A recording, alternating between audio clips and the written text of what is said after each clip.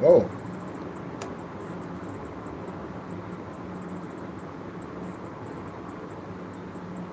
Oh, wow. Good morning, good day, good afternoon. Welcome wherever you are in the world.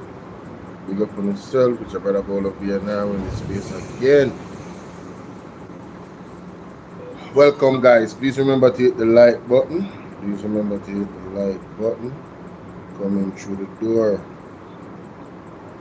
And I want to say big up to the new subscribers on Bolo VNR Clips.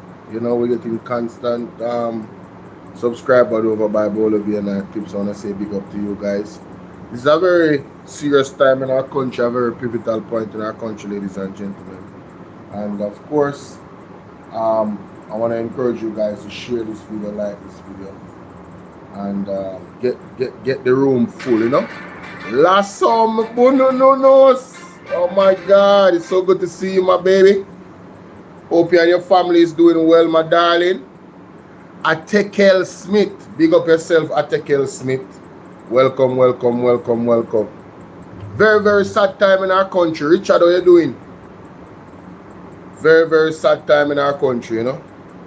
A very, very dangerous time for law-abiding citizens of the country. Very, very dangerous time, my people. Joyce Lynn Palmer, Angela, how you doing? Good day, good day, good day. Welcome to you guys. Big up on yourself. We just start the live on TikTok, and then we get right into it. You're off work today? Awesome, awesome. Sassy D, how you doing, my darling? Hope all is well. Blessings, blessings, blessings. All right. So, what am I here talking about? Two things. As far as I'm concerned, Jamaica is under attack by internal forces, refusing to uphold the constitutional law and due process. That's the first thing, and that goes all across the board. You understand? Marva Dice, how you doing? Good day. All right. The next title that I put up, because I put up two different titles, one for Bolo VNR Clips, and it's really, we're talking about the same thing. Jamaica is facing one of its darkest hours since our so-called independence. The line has been drawn, ladies and gentlemen. So that's what I'm here talking about today. All right? So let's get into it.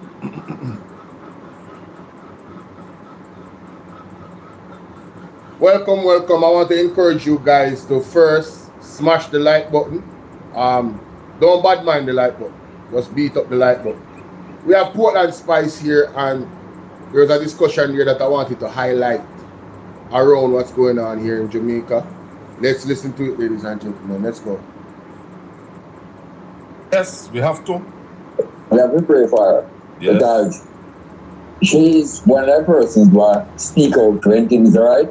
Yes. And one of the reasons why the lady in Granville lost her life was because of the statements that she made last week. What kind of statement she made? She was not very pleasant to Andrew. Oh, okay. She was not very nice to Andrew. You remember what happened in COVID? Yes. Yeah, Raleigh, hold on. When the man makes statements. Winston. You know what happened to him? You want to find out? Thanks for sharing, guys. Right. You remember a lady was deleted after she make a statement about Andrew? You remember that one? No, I don't remember that one.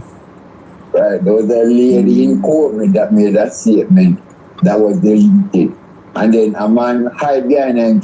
I will never forget that lady. All the wall them in her house was green, and she was fed up with Andrew. It is said that she come from a laborite community, and I never heard Andrew Honest. I'm not saying Andrew Honest sanctioned her death. I could never say that. I don't know nothing about that.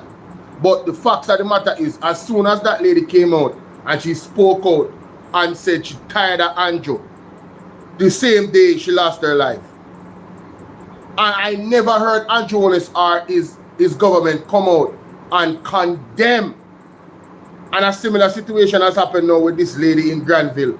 And the only person that has come out on the Jamaica Labour Party side, Donna Whittaker, how you doing? Blessings. The only person that has come out and said anything is Marlene Malawu Fort. I don't hear nobody else from the Jamaica Labour Party come out. Nobody. And it's been hours now since that lady has passed. It was yesterday. Let's continue. Shimmy. And they find him. They found him, but they can't find the man who murdered Dr. Bloomfield. All right. No, and they can't find the man who killed the man up at the lawyer house. Oh, tala. And the lawyer we might talk about is Andrew Honest lawyer. Wanna remember the case where the man wake up and him find the man, according to his story, him find the man in his house with stab wounds, bullet wounds, on him sofa, meters are some feet away from his bedroom, but he did not hear anything. That man never went to prison. And he claimed it was no breaking. The police said there was no breaking. Nobody broke into the house. What a mystery.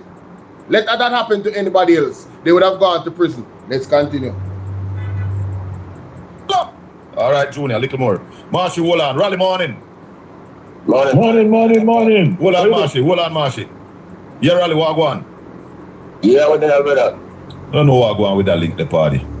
We don't know if somebody that we see come upon it, brother. We have to try to sort it out today because, you know, when you are that way, that it gives us much more leverage, you know? Yeah, man. Yes, true, man. Yeah, man. Marshy, morning.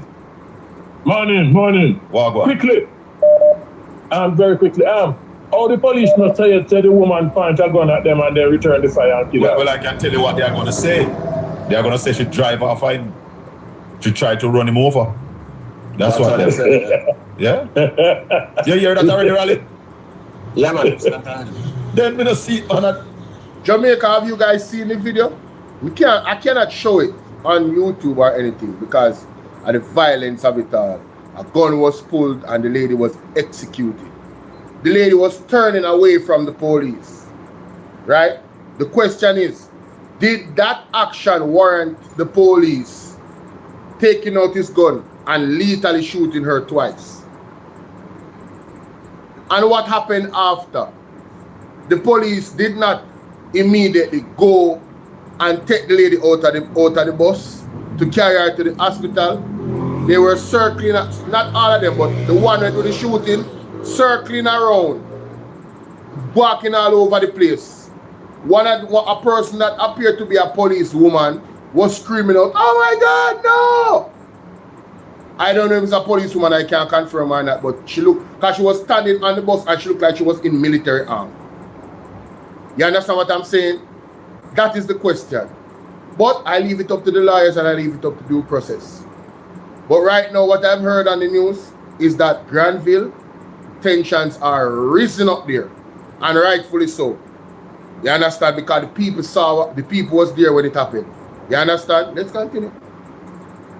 That them must say, man, that's what you talk about. Yeah. But when you look at the video, once that vehicle move, that's why I go and tell Jamaican people, don't play with your police. Don't give them don't comply, because they have been given the orders. Yeah, man. And this argument that there are Israelis in Jamaica training the police, I don't know if it's true, Raleigh. You find out anything on it, Raleigh? No, but it is highly possible because they are involved in all kind of things, yeah, including that was at the electoral office and the system down there and all that. And the patterns of behavior that they are seeing is a kind of Israeli type behavior. Yes. So yeah, same thing happened. I love how Raleigh answered that. Him don't know, but it's quite possible because of the patterns of behavior. The way how people are dealt with, citizens are dealt with in Israel is the same way the Jamaican people have been dealt with, especially in the last 2 years. There has been an uptick with the police eliminating, exterminating, snuffing out the lives of the people, the men and women of this country. Let's continue. I mean, Gaza and those places, yeah, and Lebanon and those places, yeah. So what did Israel know? What did Israel know about this genocide and ethnic cleansing? Yes. And when you look in Jamaica at the black, then them are kill out. So that to me more like ethnic cleansing. If we have them training our police, we are in danger. Yeah, and if that is so, we need to find out and it need to stop. Yeah, man. Yeah. And the Minister of National Security will not say anything. Right? And the Prime Minister will not say anything. I can tell you that. And the Police Commissioner is going to do a cover-up. And it's going to send up just like many others. But I tell you something, I hate to say this, but I have to say it. In Jamaica, when it rains, it pours. Look, they have more women who they are coming after. They shot a woman. That looked like cold blood to me. Bam, through the window. Yeah, man, that man. And when you look at Marlene Malawford, wow. This one you can see it really touch her. Yeah, man. Yes, man. Yeah, man. Yeah, man. Yes, really Yeah, man. And it's about March. This a rally. Including Professor Harton to man, him send me an Instagram to guide to man. Yeah, man. I never hear nothing from Yes. I never. Mr. Andre Harton posted something on his Facebook. He had responded as well, ladies and gentlemen. Professor Harton, remember he's the counselor for the same area. I saw it. I put it up on my. Oh, yes. So Professor Harton had sorry about that. Professor Harton had posted something as well, ladies and gentlemen. I don't want to show the video because I'm recording. I don't want to show the video, but I'll tell you what he said. He said, "Unbelievable. I am lost for words. People watch this and see how these police really heartless. This is unacceptable, right? Then you mean to tell me so police can just deal with people like stray dog? No, man, this cannot continue. R.I.P. Buju, Jano." So, and you know, let me just, yes, because you see that I don't want to show that part, you know, but I'm going to show you guys, you know, after that kind of stuff up that part. I don't, because I don't want them block the video. Yes, so see it here, guys. The police don't shoot the lady already, so yes, see it here. These are the words of Mr. Andre Harton. You understand? Right there. Alright, good. Alright, so he posted the video and he made a statement on it. So yes, he did. Let's continue. Yeah, I'm saying this up, man. Hi, Paul. Yeah, man. Well, man, get your time, man. In parting, because I want to leave Raleigh to talk about the thing. But in parting, Editor Newman said something. Why am I beg the man them to hold off the strike? What? And hear what the minister said. What? Yes, I beg them. Editor Newman. Well, instead I asked them to hold off the strike. So them are going to have a meeting at the transport authority today, at the transport center with the minister. And they want to wait to hear what go on first. But listen to this part where he said, in the one when the taxi man then go up there, the police box and kick and shot them. And we know what the police will do. Mighty God. We have a point with that part there. Wow. Later, Marshy. But I have no respect for Editor Newman doing a rally. Yeah, what's up, I sell it on Newman, me calling him. Yeah, man, sell it on Newman, me calling, man. You cannot go make a decision for your group before you have the transport. No, look at that. You sold out the taxi men. Tell me about what going on, rally. Talk to us. Give us a rundown of what is going on. What should we look for this week? Summary of last week and where we.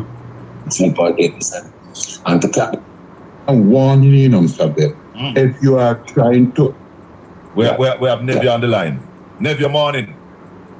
Morning, Colin. How you do, my brother? How you do? Morning, Raleigh. Morning, everybody. Morning.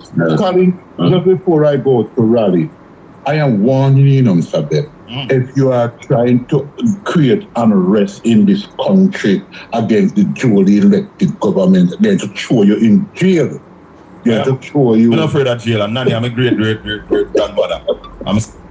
Jamaica, you see this guy with name Nephew? He's tone deaf to what is going on with the people. He has no emotional intelligence. He comes on with nonsense and he tries to play down serious situations that's happening in the country. And his argument for Colin Bell is that careful. Like, that's not even something for you to joke about. Careful, you're not trying to create unrest against the government. The government is creating unrest against the government. What the hell are you talking about? The government decision is creating unrest against the government. How many videos have we seen where persons have come out blatantly I mean, blatantly, and said stuff that you should not even say on camera that can literally get you locked up and the police come for you. But the people are fed up. So Colin Bell is not trying to raise up the people. The people are already risen up. It's only a matter of time before the straw break the camel back and Jamaica will be burning down if them continue the way them are continuing and analyze the people them innocently. What you think? You think you're just going to bully the people them, kill them family members them, and then what? They don't retaliate? That is a mentality of nonsense and unintelligence. Not everybody think the same way. You understand? So you are pushing the people back against the wall, right? And then you are not doing the right things to remedy the situation, to come out and punish the police them out if you get punished. Because as last time he hear, Andrew Owens said they want to eliminate the criminal them. Then what about the criminals in the police force? When is the eliminating going to start? And if you don't want to play the tape, we can play it on him Instagram, in TikTok.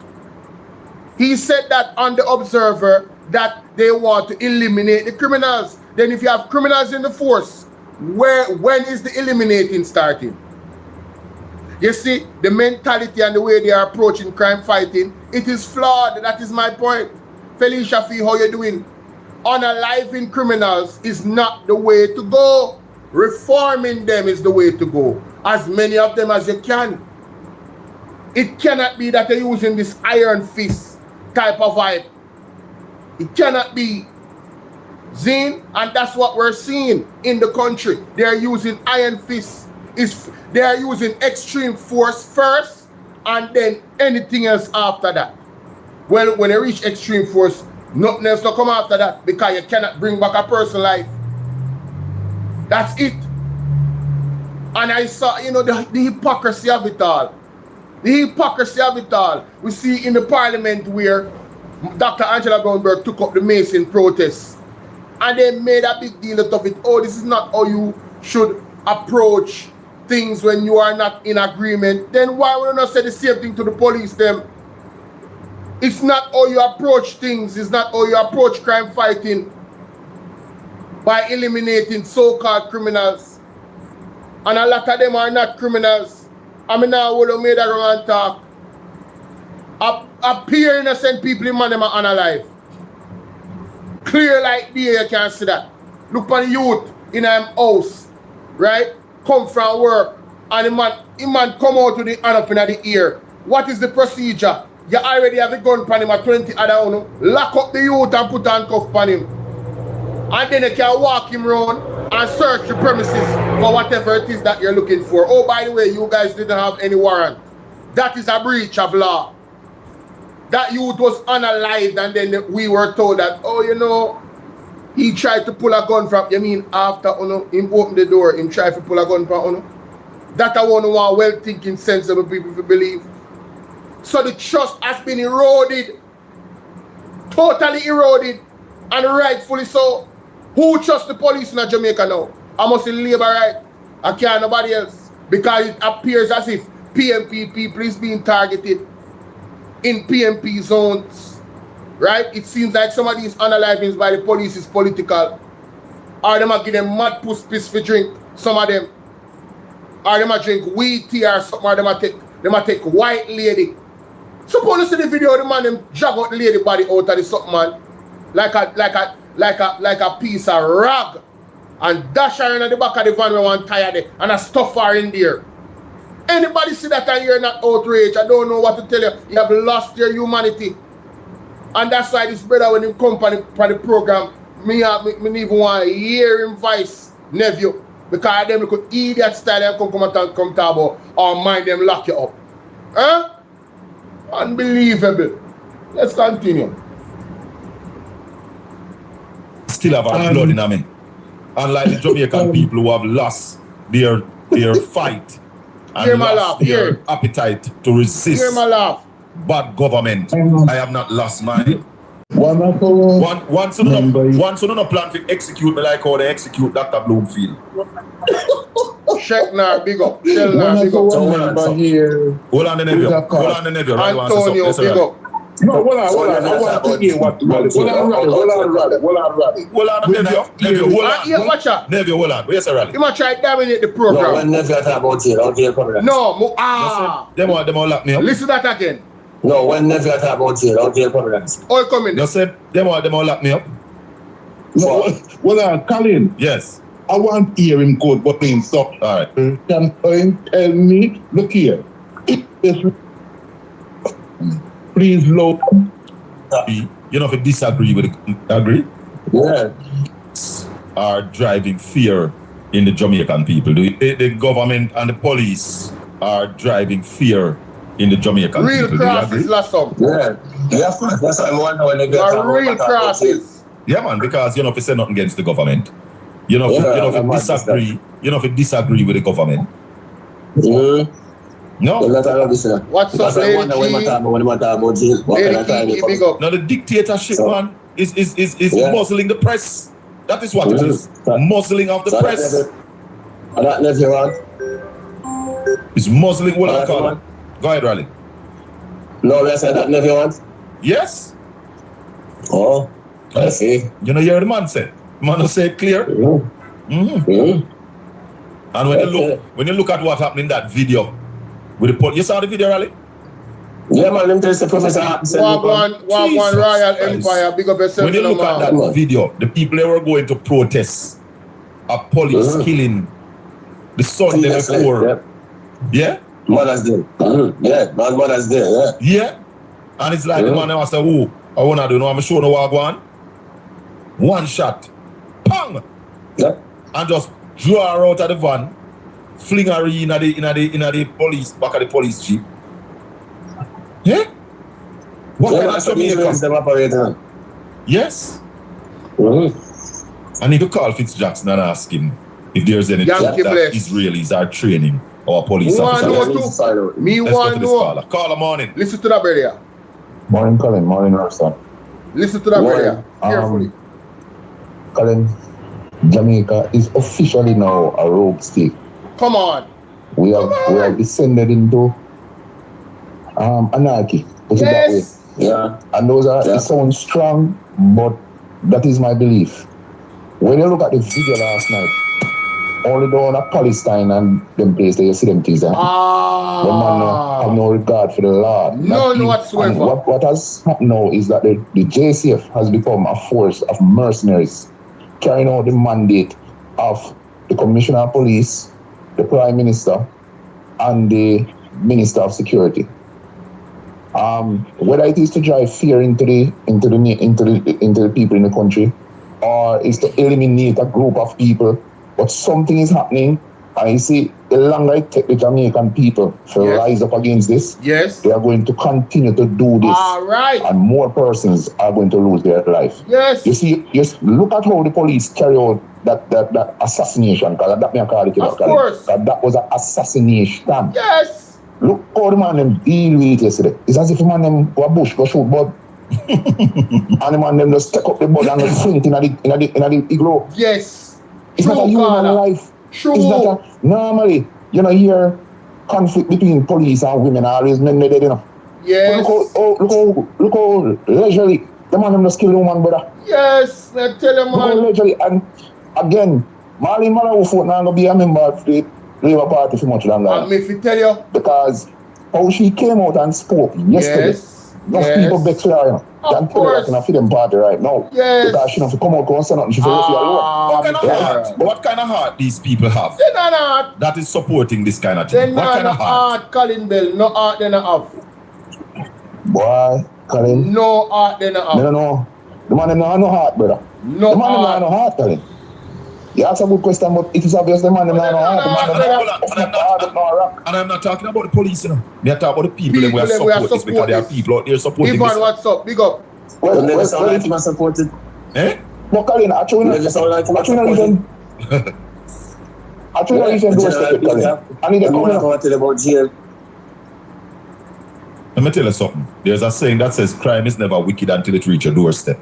And I want to That's call all Jamaican this morning that crime is at your gate. Remember that. So it'll come at your doorstep. Man, So sit down on your laurels and say it's not going to happen to me. Continue. But Colin, I hear something since.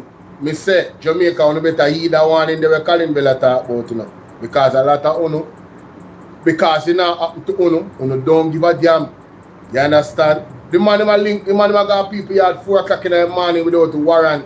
I take people out of them bed and I take with them wife from them and them girlfriend from them and them picnic from them and I execute people and I talk about a shootout. Huh? Only can't stay there. I'm doing the man. But me I hear it before about you start get a little more airtime now.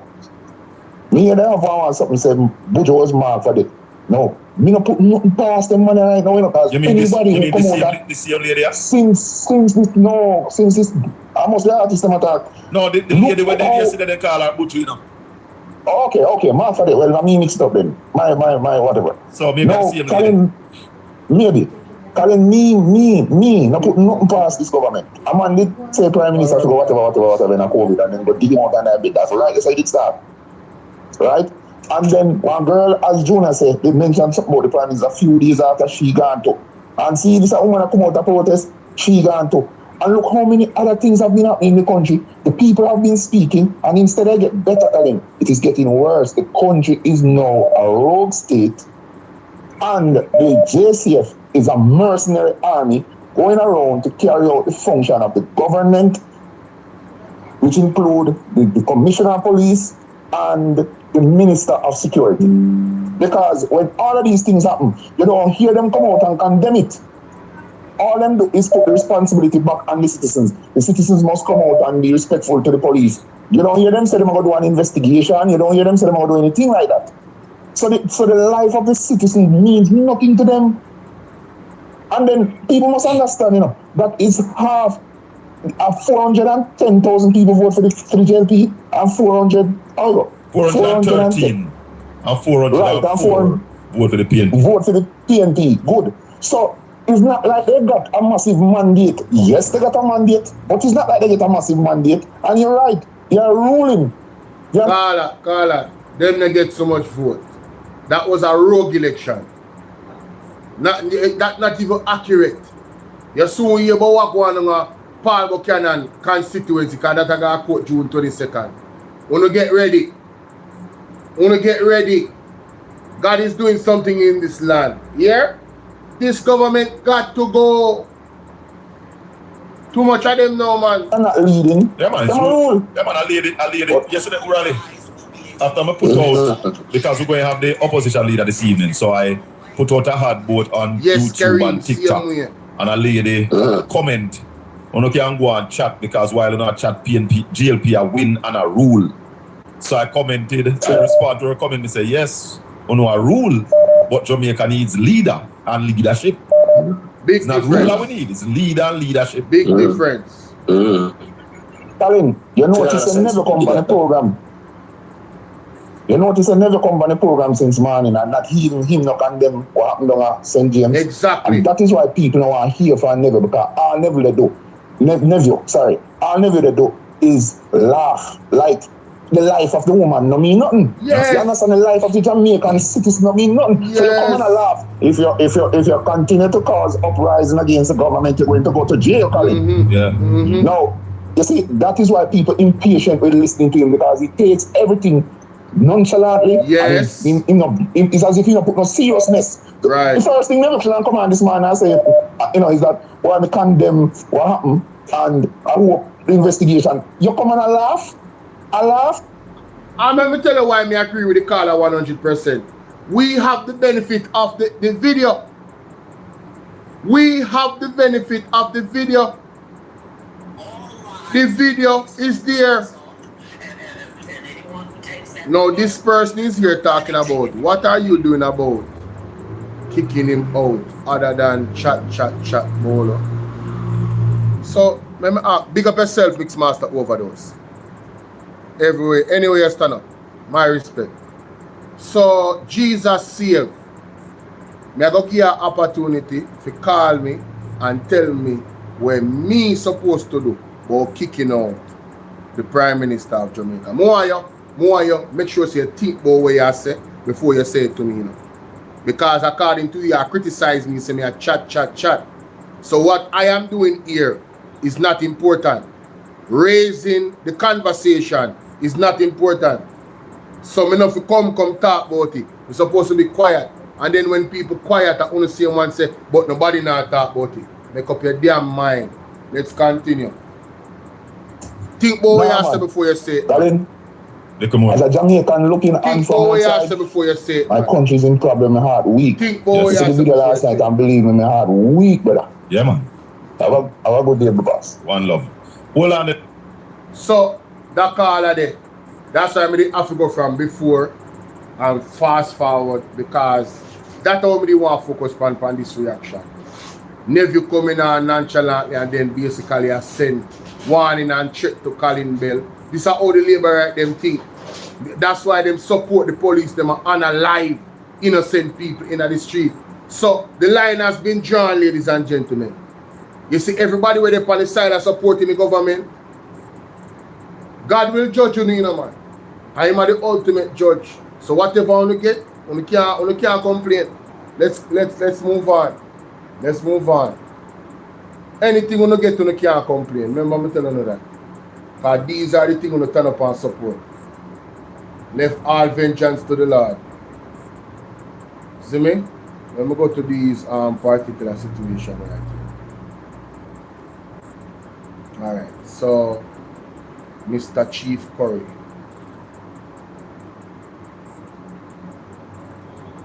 Did he post a video? Is this a post? Oh, he was live. Oh my God. I didn't even realize that.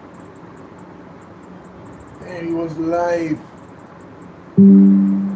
I should have recorded it, you know. Sure, man. You think I post the video, you know? Chief Curry was live. At the live me catch. No, see that? Yeah, man. See that? Hopefully we can hear it.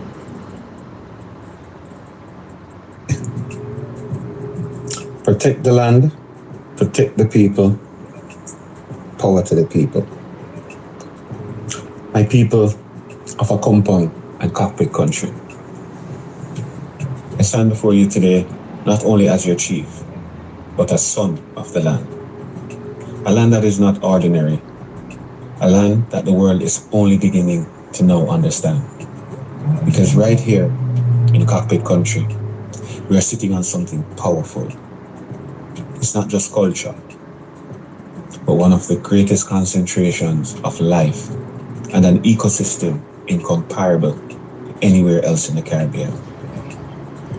Many of the species here in the cockpits cannot be found anywhere else in the world. The very water from beneath our feet sustains almost half of this island. Let that sink in. Here in cockpit country, over 40% of the island's fresh water emanates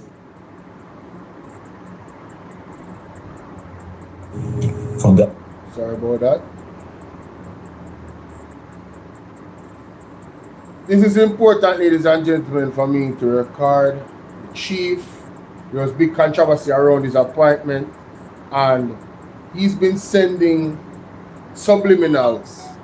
Well, I think it's direct messages to the sellouts of the Maroons and also to the people that don't understand why Chief Curry is under attack. This is again, this is an attack on sovereignty. This is an attack on law, constitution, human rights, the rights of indigenous people.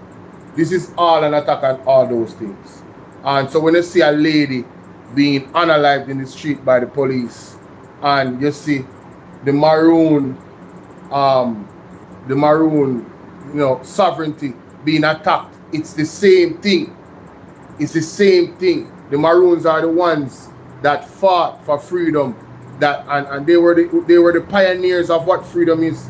You understand? In this country, they were the first to get freedom. If it wasn't for them, this country would never be independent of the colonizers. You understand? So this man is very important, and what he's saying is very important for us to hear, and that's why I'm highlighting it. So let's listen to the man Protect the land, protect the people. Power to the CJ, people. big up. C-Jam, big up. My people Miss Fletcher, of big a up. compound and cockpit country. Jocelyn, Kareem. I stand before you today not only as your chief, but as son of the land. A land that is not ordinary. A land that the world is only beginning to know. Here is a labor right in the Because comment right here, section. in cockpit country, we are Here's a sitting on labor something right. powerful. Like them never see the video. It's not just culture, Sad. but Sad. one of the greatest concentrations Very of sad. life and an ecosystem incomparable anywhere Disgusting. else in the Caribbean. Many of the species here in the Mickey cockpits Jamo. cannot be Big found up. anywhere else in the world.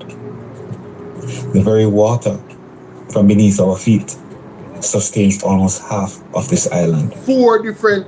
Let that And sink in. like 40% of watershed.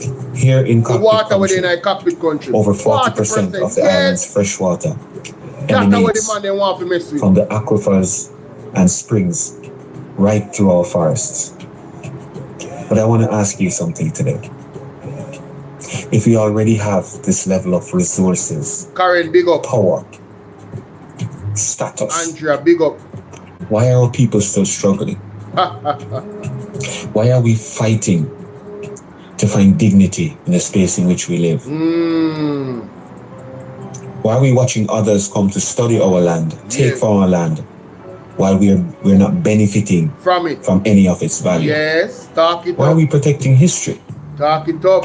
culture, but yet not turning it into prosperity Yes. for our people? Exactly. Because you see, culture, as I've said on many occasions, is not just about knocking drums. Yes. Damn, I hope that music. But I want you to hear me out. Yeah. We do not have a resource problem. We have a structure problem. And today, I'm bringing you closer to how we fix that structure problem. The vision is not a promise. It's not a project, but a system. A system that changes everything. First, we protect. We protect what makes us powerful. We protect the land. Yeah, man. We protect cockpit country. That's what a leader does. We protect the endemic species that exist here, Of course. nowhere else. Over 70 of them. Wow. We Wow. protect the fresh water that is now a scarce, highly sought after commodity. Of course. Over 40% of the island's water flows. Hey, man, I'm telling you something. One never know. Somehow know. You see the oligarchs of the world, the Rockefellers, the Rothschilds and them. You know what they were busy doing in the last 15, 25 years? They were buying water rights. Just in case you never know. They were buying up the water rights in many different countries. Because water is going to be the new oil, ladies and gentlemen. Very, very soon. This is the type of leader that you need in the Akongpong, that understands that those resources need to be protected. I've said all the time, I've said many times before, and some of you might not have heard me. If the Maroons were a different type of people, and they decided to poison the water source that is in that zone, the Jamaican people would die in drones. Thank God Chief Richard Curry and the Maroons are peaceful people, and they have no intention of doing that. I don't trust outsiders to come protect it. One Chief Curry. Let's continue. You remember good From these lands. you can stay there. Dangerous times we are living in. But most importantly, we protect the Maroon identity. We protect our freedom, our story, our pride, our culture, our history, and secure our future. Because if we lose the land, we lose everything. For the born and the unborn. 2, we activate. We activate it. We stop hiding our greatness and hiding behind our misunderstandings and our mistrusts. Liberate the minds of men and you will ultimately liberate the bodies of men. The words of Marcus Garvey. So now we build. We build an oxygen park where the world comes to experience the power of our environment. A conservation zoo, not for entertainment, but for education and preservation and repopulation.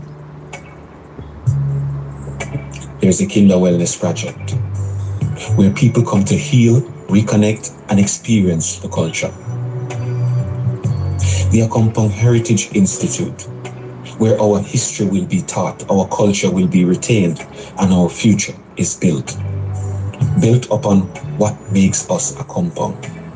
Not just a place you hear about, but a place in the world that you must come to experience.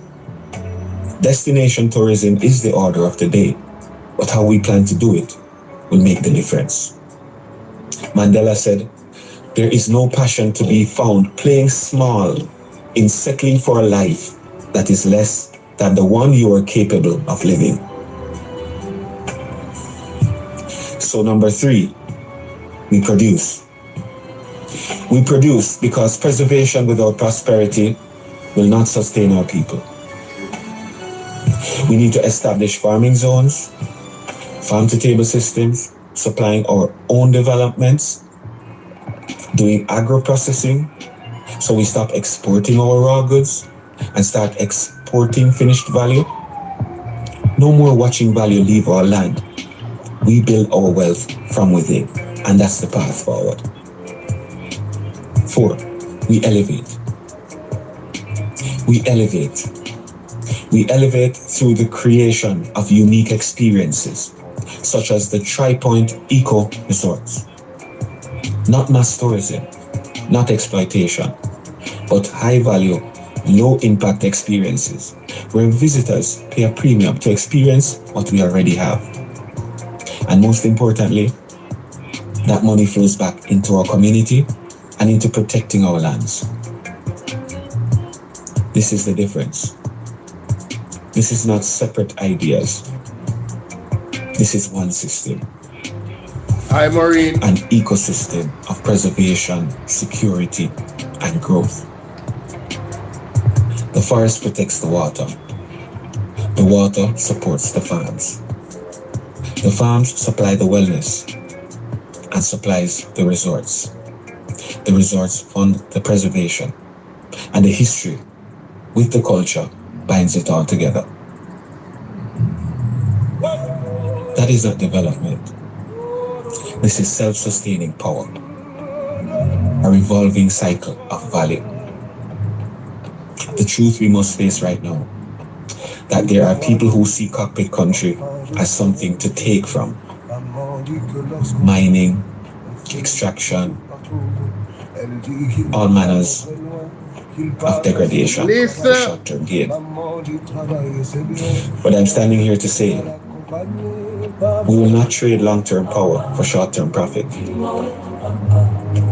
Because what we have here is not just valuable, it is rare. The global opportunity is here. And if we structure it properly, it will sustain us for generations, the born and the unborn. What will we say about the future we create? Imagine this. Young people in a compound with real opportunities, not forced to leave and abandon their community, their family, but choosing to stay. Farmers exporting products, trucks and trucks, leaving a compound, leaving adjoining communities with products rich, providing global value. Our culture, which is respected worldwide. Imagine visitors coming not just for Jamaica, but especially for the cockpit country and the compound. The land that has remained intact, strong, and protected. So today, by keeping this land in the perfect state of freedom in which it is, we must understand that everything I speak of here today is bigger than an election. Tell them, Chief. This is a lifetime decision. A decision about what we do with what we have, because we are sitting on something the world does not have. Endemic life, fresh water, history, culture, identity. The question is not whether we will have value. The question is, will we protect it and turn it into power? Yes. I say we do both. Together, as one people, as one. A compound. The root of Jamaica. Your heritage is a source of power. Let it fuel your journey towards your greatness. As Malcolm X said, the best way to predict your future is to create it. Because a people without the knowledge of their past history, origin, and culture is like a tree without roots. Words of the famous Marcus Garvey. Protect the land. Protect the people. Powerful people. Ashe. Ashe. Ashe. There you have it, ladies and gentlemen. That was Chief Curry's latest address, and I hope it provides some context. General in I chat Rastafari Black College. I think you need to watch my video I did last night. Chief Curry is on the thumbnail with Mark Golding and Andrew. I read an article in that live stream that gives context. They said that, oh, the chief shouldn't be talking to local government, and no. There's things about the law, independence, the change in what they consider in terms of looking at the 1739 treaty.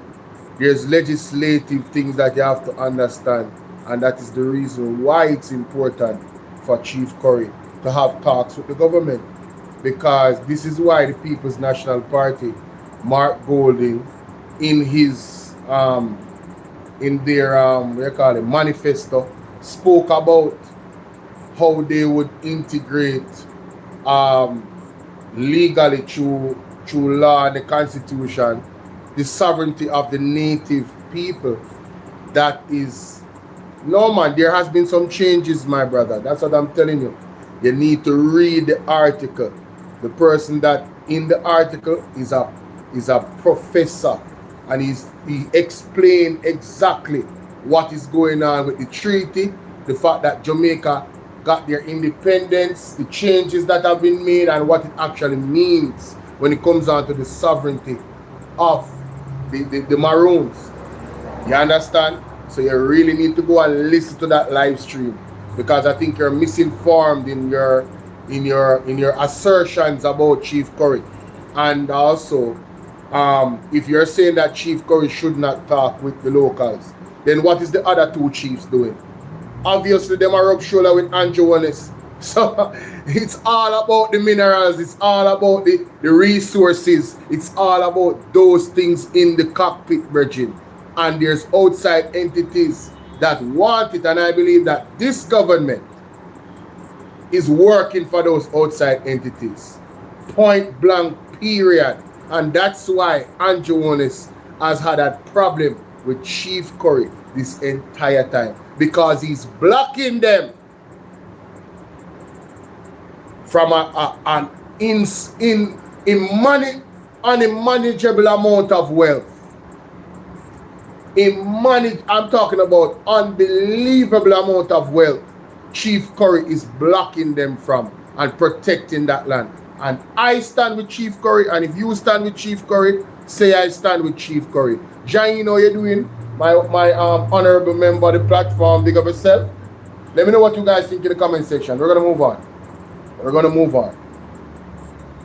to move on, ladies and gentlemen. Now, all right. Okay, so I need to have that. And also the next article here. We're going to touch on the Integrity Commission.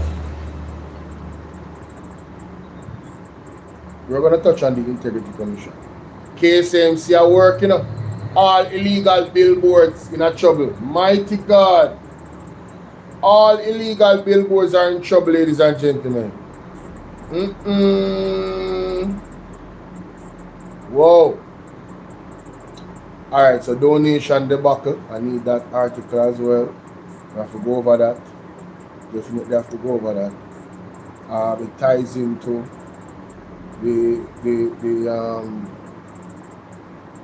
this article as well. Yes, ties into that one, so we're gonna do that. This is another thing I have to touch on. Oh my god, wait a minute. What's going on here? Oh, come here, so weird. Alright, so here we go. Here we go.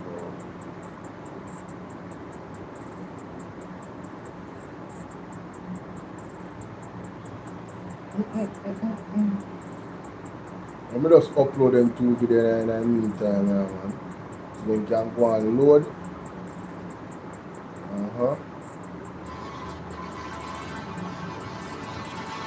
You don't hear nothing from Orange Channel. We don't hear nothing from them there. You'll never see them come out. You'll never see them come out and strongly against actions that you'll never see it. And that is the reason why the police don't feel like they can do anything they want to do. Illegally and otherwise, and get away with it. Because of that same reason. How can you have a government that doesn't protect the people of the country? What a damn shame. What a damn shame, ladies and gentlemen.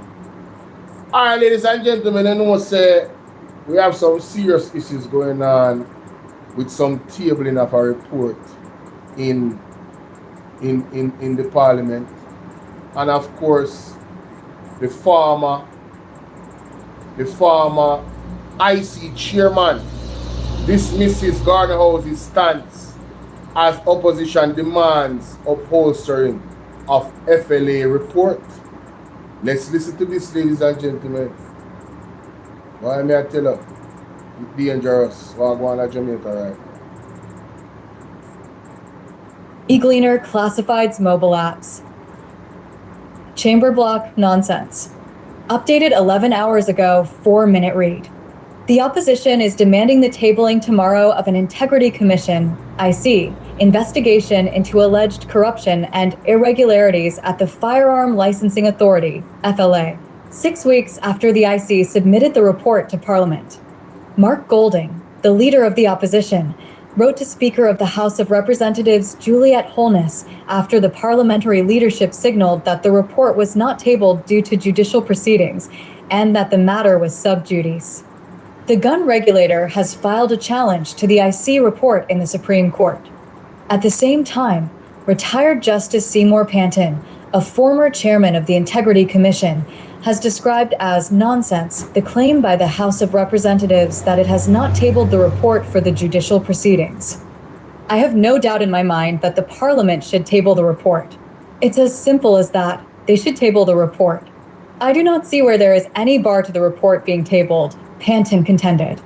We need to remember what happened in the matter of Mr. Ian Hales, where for years the report was not tabled, and that was wrong, Panton insisted. The no-nonsense former president of the Court of Appeal maintained that there was nothing to prevent the report from being laid on the table of the House. Panton, parting with a word of caution, added, "In all our public activities, we should stay far away from this matter of secrecy." In his letter to the Speaker, Golding charged that the crux of the matter at hand was that the Integrity Commission Act requires this report to be tabled, a vital step which is essential to achieving the objectives of the Act. He argued that unless the court has made an order preventing the tabling of the report, this report should be tabled immediately.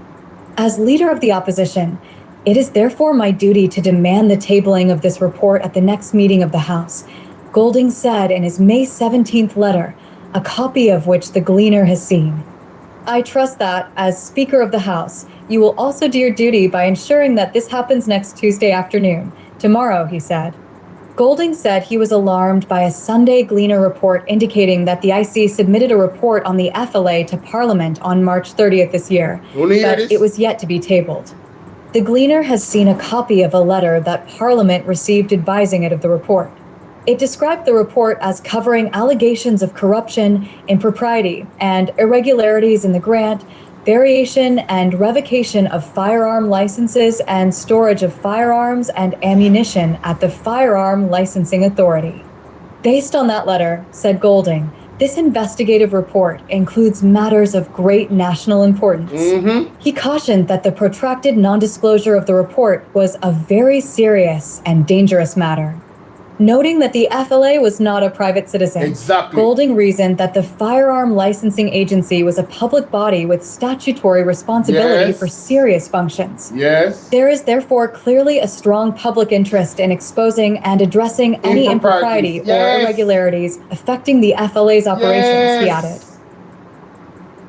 With the IC's main statutory purpose being to ensure transparency and accountability in public affairs as a key pillar in the fight against corruption. Golding warned that it would be inimical to the pursuit of that fundamental objective for a public body like the FLA, merely by filing court proceedings applying for judicial review, to be able to cast a cloak of silence over an investigative report.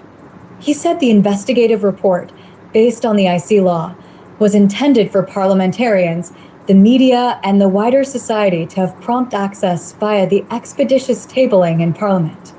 The existence of court proceedings cannot be a lawful or proper basis for the continuing non-disclosure of this report. In this context, it is relevant to note that the courts have recognized that public discourse and criticism are vital to a democratic society, and that public bodies are expected to endure scrutiny rather than use the courts to defeat transparency, undermine accountability, and silence critics, the opposition leader observed. Pointing to the case of Derbyshire County Council v Times newspapers, Golding said this was why the courts have determined that allowing public authorities to sue for damage to their governing or administrative reputation would severely stifle public opinion, which the courts will not countenance. The IC confirmed to the Gleaner last Tuesday that a report had been submitted to Parliament on March 30th, 2026, and was formally received and signed for at 1:02 p.m. that day. The Gleaner has seen a copy of a letter that Parliament received advising it of the report.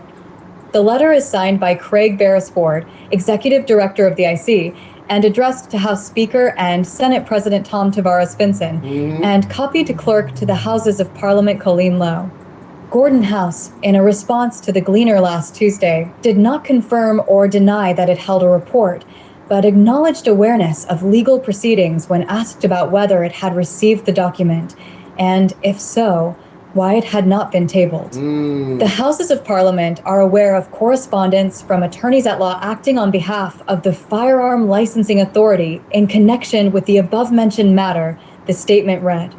It stated that the correspondence from FLA's lawyers brought to our attention that proceedings are currently before the Supreme Court of Jamaica, including an application for judicial review, injunctive relief, and related orders pertaining to a report prepared by the Integrity Commission. In light of those active judicial proceedings, the matter is presently sub judice, and it would be inappropriate for the Houses of Parliament to make any substantive comment or take any action in respect of the report while the matter remains before the court. Gordon House said, at Jamaica, they have been using this same strategy. And this is like, what I'm about to say right now is deja vu. I said this last year with a similar case, you know. They always use sub judice to block these things. But the law, the Integrity Commission Act is very clear. So this Tuesday, today is Monday, yes? So this Tuesday, we are expecting to see this report. We are anticipating it greatly, ladies and gentlemen, to see this particular report. You understand? The FLA, then when me done in my mind, I saw the FLA as this group that was being controlled by special people. That's why only special people can get their weapons. You know what I mean? Yeah. It's a rich boy type of club as far as I am concerned. That's my opinion. Alright? Just my opinion. Not based off of no facts. Well, I wouldn't say it's not based off of any facts. Some things that I've seen I won't mention that. I'm like, nah. No, sir. But this report, and you hear Mr. Panton, he man say it's nonsense. You don't have to remember say Mr. Panton is a lawyer. You know? The man said it is nonsense. And when you see the legal luminary mind of Mark Golding come out, you know it's serious. You feel me I deal with? And let me go to the TVJ report of it all. Listen to this.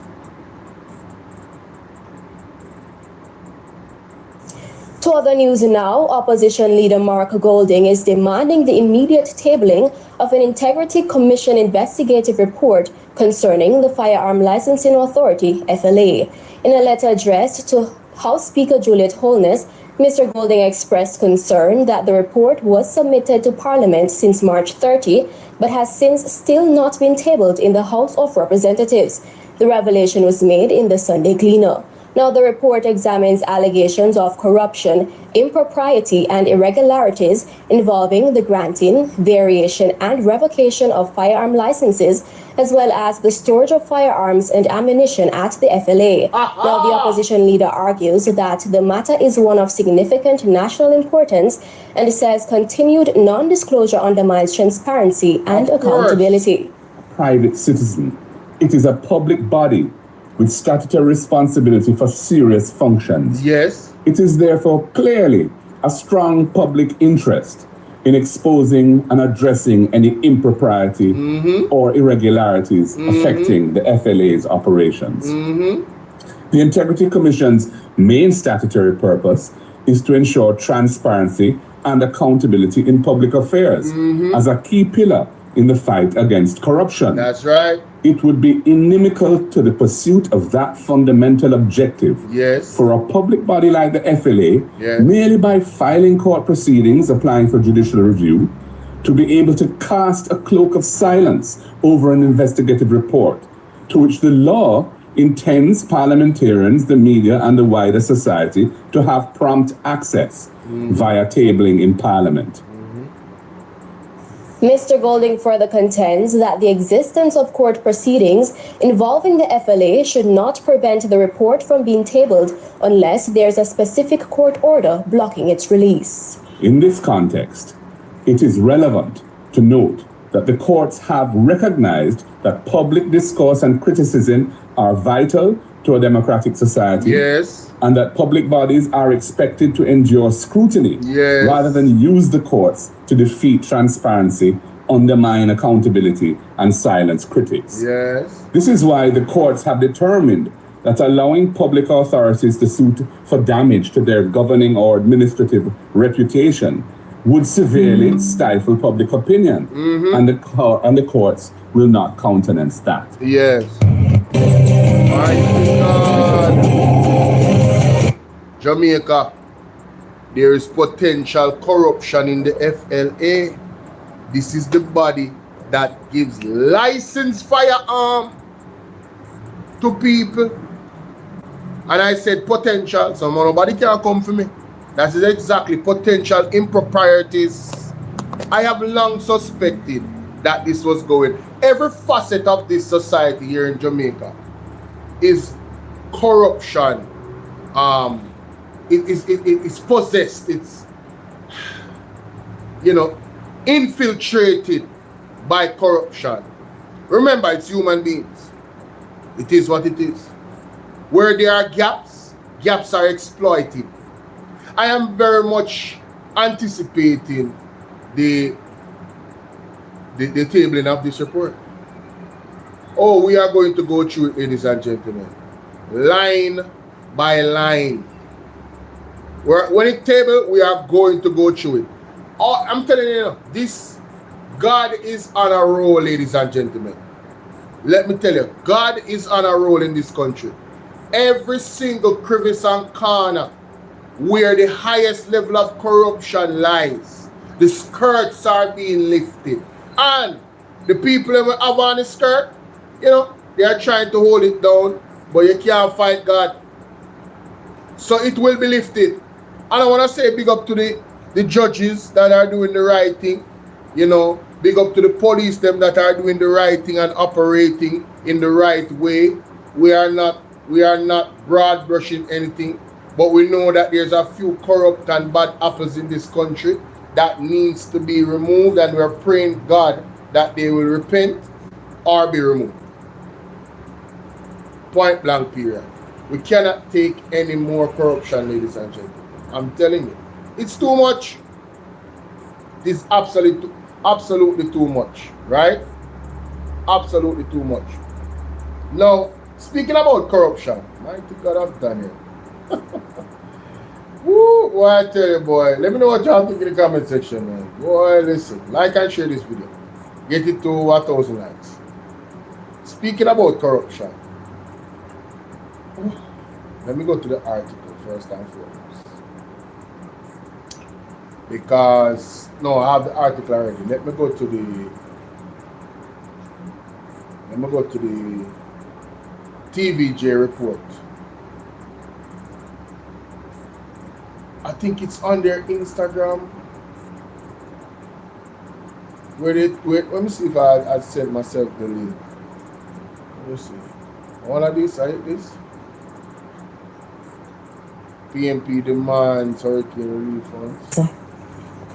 The opposition People's National Party is continuing its broadside against the government over its management of hurricane relief funds following the passage of Hurricane Melissa in October last year. Shadow spokesman on social protection and social transformation, Dr. Angela... I've gone over that already. That's not the one I'm looking for. Yeah, that's not the one I'm looking for. Let me just continue up on TVJ here, sir. There were some details that I missed, Jamaica, in regards to the funds. In regards to the money, there's some details that I missed. That's quite important. Quite important indeed. It's very shocking, as a matter of fact. Mother pleads for justice. Teen stabbed in domestic dispute. Is it this one? Oh, it's unconscionable. Yes, I remember where it is. I remember where they know. I remember where it is now. It's on my TikTok.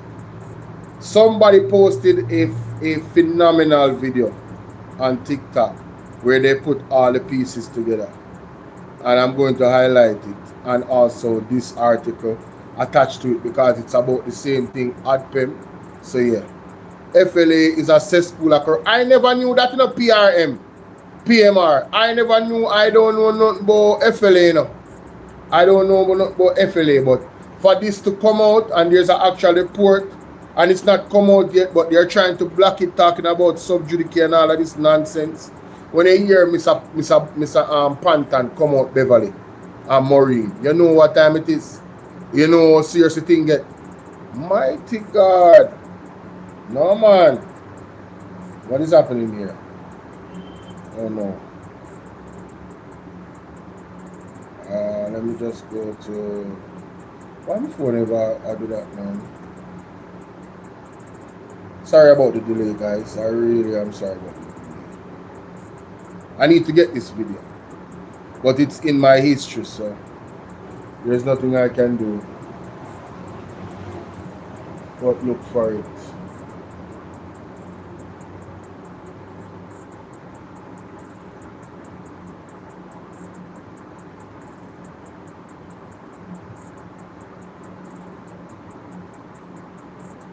Now the details. The opposition People's National Party is continuing its broadside against the government over its management of hurricane relief funds following the passage of Hurricane Melissa in October last year. Shadow spokesman on social protection and social transformation, Dr. Angela Brownberg, is adding her voice to the news that less than 2% of billions collected for victims or disaster victims has been used. Details in this report. Billions collected for hurricane victims, yet thousands of Jamaicans are still struggling to rebuild months later.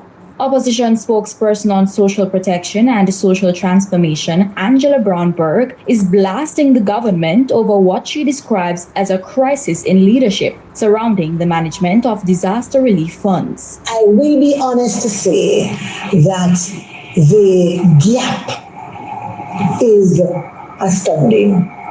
I never would have thought that not even 2% of the funds that had been collected on behalf of the Jamaican people would have remained unspent, not with the level of devastation that is out there, not with the level of suffering that is out there.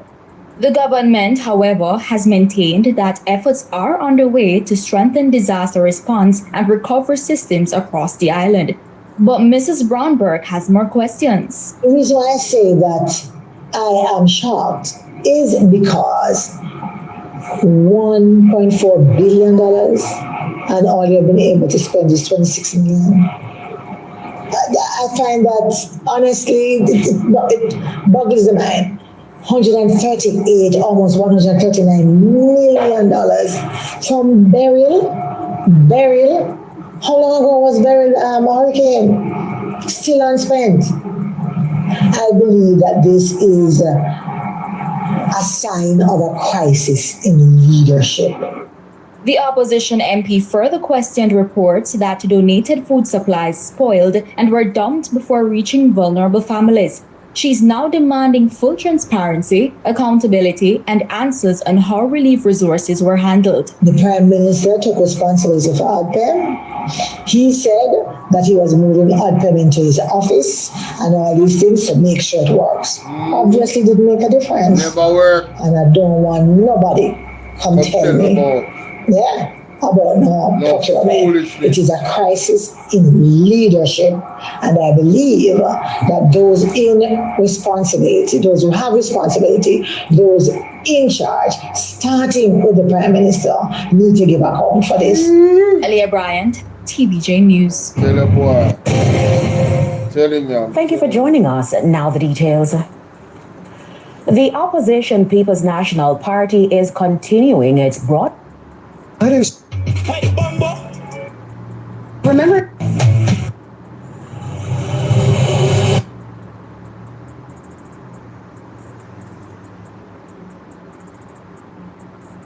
Oh my God. Oh shoot, you know me I kill up myself. I me not cover two things yet. Mighty God, me I kill up myself, I'm not cover two things. This me need to cover. I only me can play the video, man. Without them say violence and them something. I see me can play. Alright, so ladies and gentlemen, it's your brother Bolo VNR, and it's a very, very sad time in our country. You know, and it's all because of this particular situation here and others. Take a look at this, man. Take a look at this.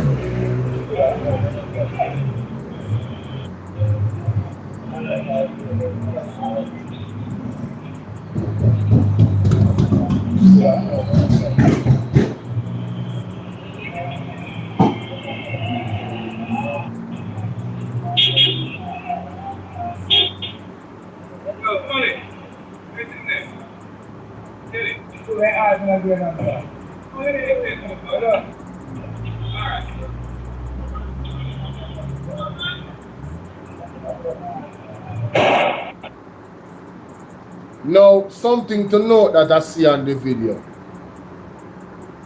Before the lady drive off, the police pointed on her and said something. I don't know what was said. But is it coincidental that after he pointed on her, she turned the car to drive away from him? Clearly the car was deviating. And shortly after you hear the explosion.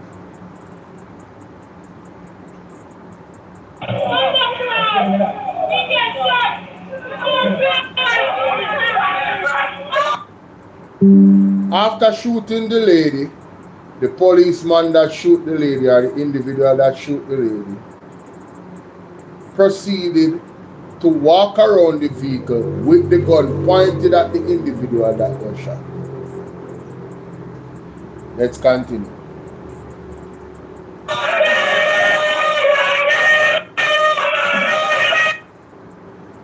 The policeman has his gun in his hand pointing at the lady in the bus that is no longer moving. The other police don't even have them gun up. The next one is just walking. It's obvious that the lady is not capable at this point to be a threat in any capacity, right? Police is out of the frame now.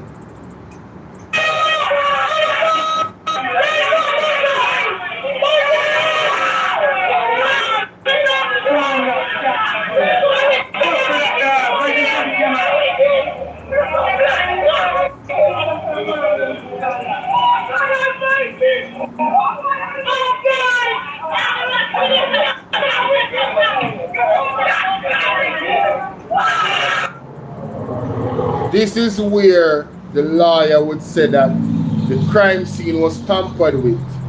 The door was opened by one police, and then another police proceeded to take the lady out of the bus.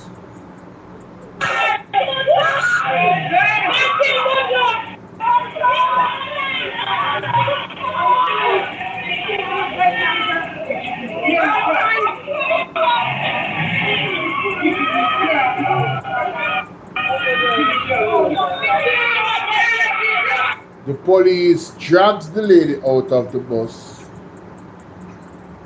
put her on the ground, her head on the ground. The van pulls up, 3 tires in the back. I don't know why 3 tires in the back of the police van in the first place. I must have tire shop them when I go. At this point, this lady is clearly dead enough.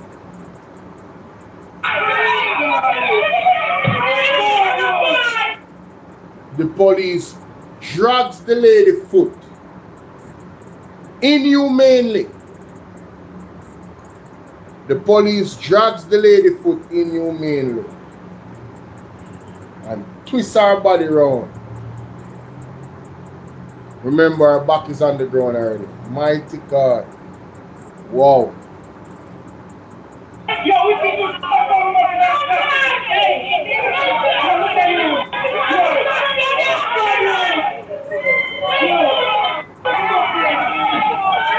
And they lift her up and just threw her in the back of the van like a bag of cement.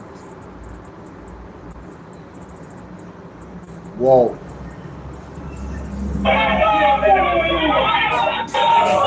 And at this point, because the tires are in the back, they just stuff her body. Stuff her body, Jamaica, in the back of the van.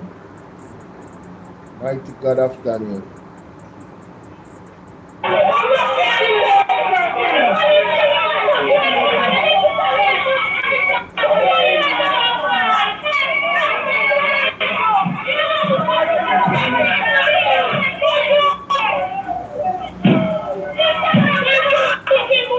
Now, this is where the policemen have to be charged for this, because this man is shoving in the back of the van. Any life that was in that lady, if any, would have been further driven out by the handling of their, in my opinion, looking at it, I am not a professional, but the way how he might do this, because of the tire them that is in the back, you have no regard for life here, ladies and gentlemen. No regard for life. You would have think that this lady was a serial rapist or a dictator that was responsible for hundreds of thousands of persons' lives being taken. And the police came to exact revenge. That is the way how she, even after being shot. This was not an attempt to carry her to the hospital to save her life. This was not an attempt to do that.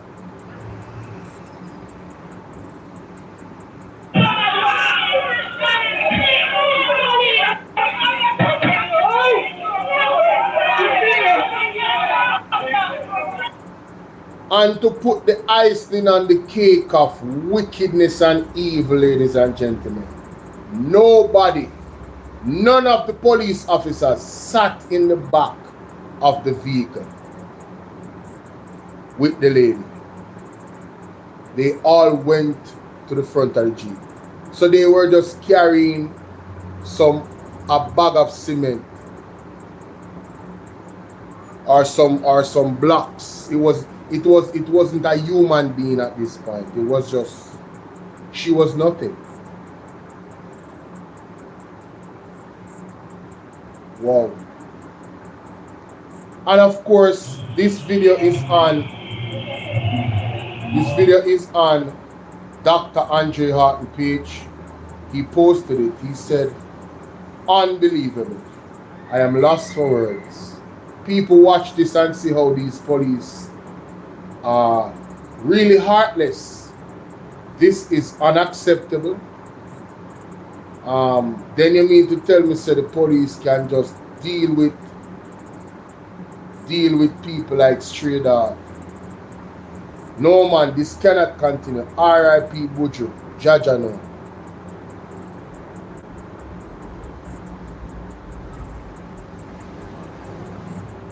Alright, let's hear what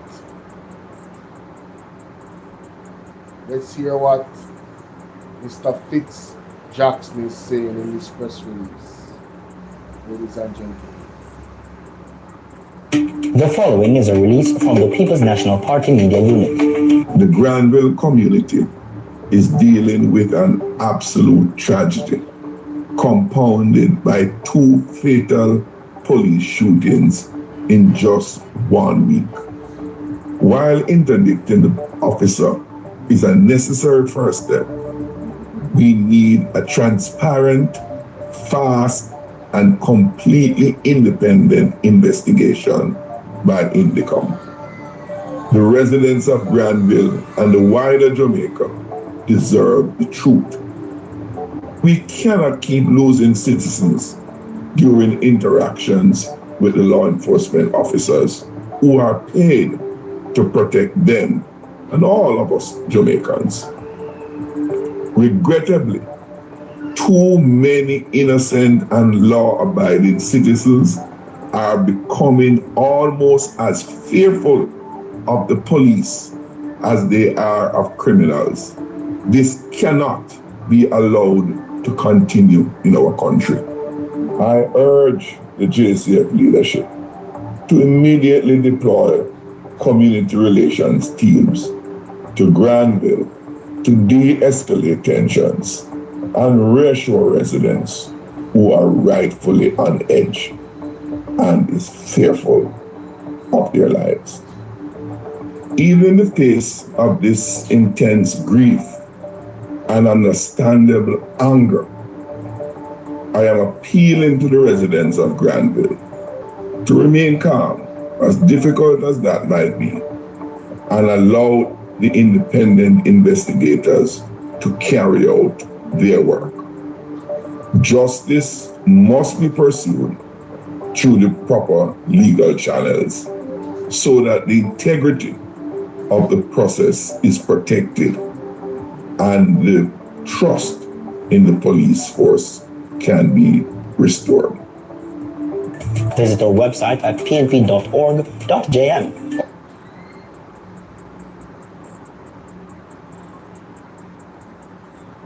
The following is a release from the People's National Party Media Unit. This is Zuleika Jess, Opposition Spokesperson on Justice. I am coming to you today because I have run out of patience, and Jamaica should too. The fatal police shooting of an unarmed woman in Granville, St. James is not an isolated mishap. It is a devastating symptom of what is now appearing to be policing culture that treats our citizens as targets first and human beings last. We are tired of the cookie cutter press releases. We are tired of interdiction, which is not accountability, but time off after pulling a trigger. The numbers do not lie. INDECOM data shows that 130 persons have already been shot and killed by security forces this year. When police killings rise while convictions of rogue officers remain microscopic, the system is not failing by accident. It is protecting rogue officers by design. So let me be clear. I am demanding the immediate, non-negotiable implementation of body-worn cameras on police officers, especially during planned operations. It is an absolute disgrace that in this modern era, fatal encounters continue without cameras.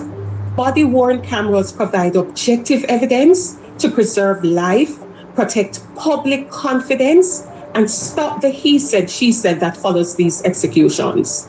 If nothing wrong is being done, then there should be nothing to fear. Exactly. The Granville killing must be the breaking point.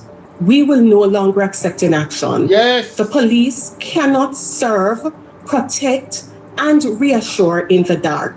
The truth must be recorded. This is Zuleika Jess. Enough is enough. Visit our website at pnp.org.jm or check us out on Facebook at Jamaica PNP. The following is a release from the People's National Party Media Unit.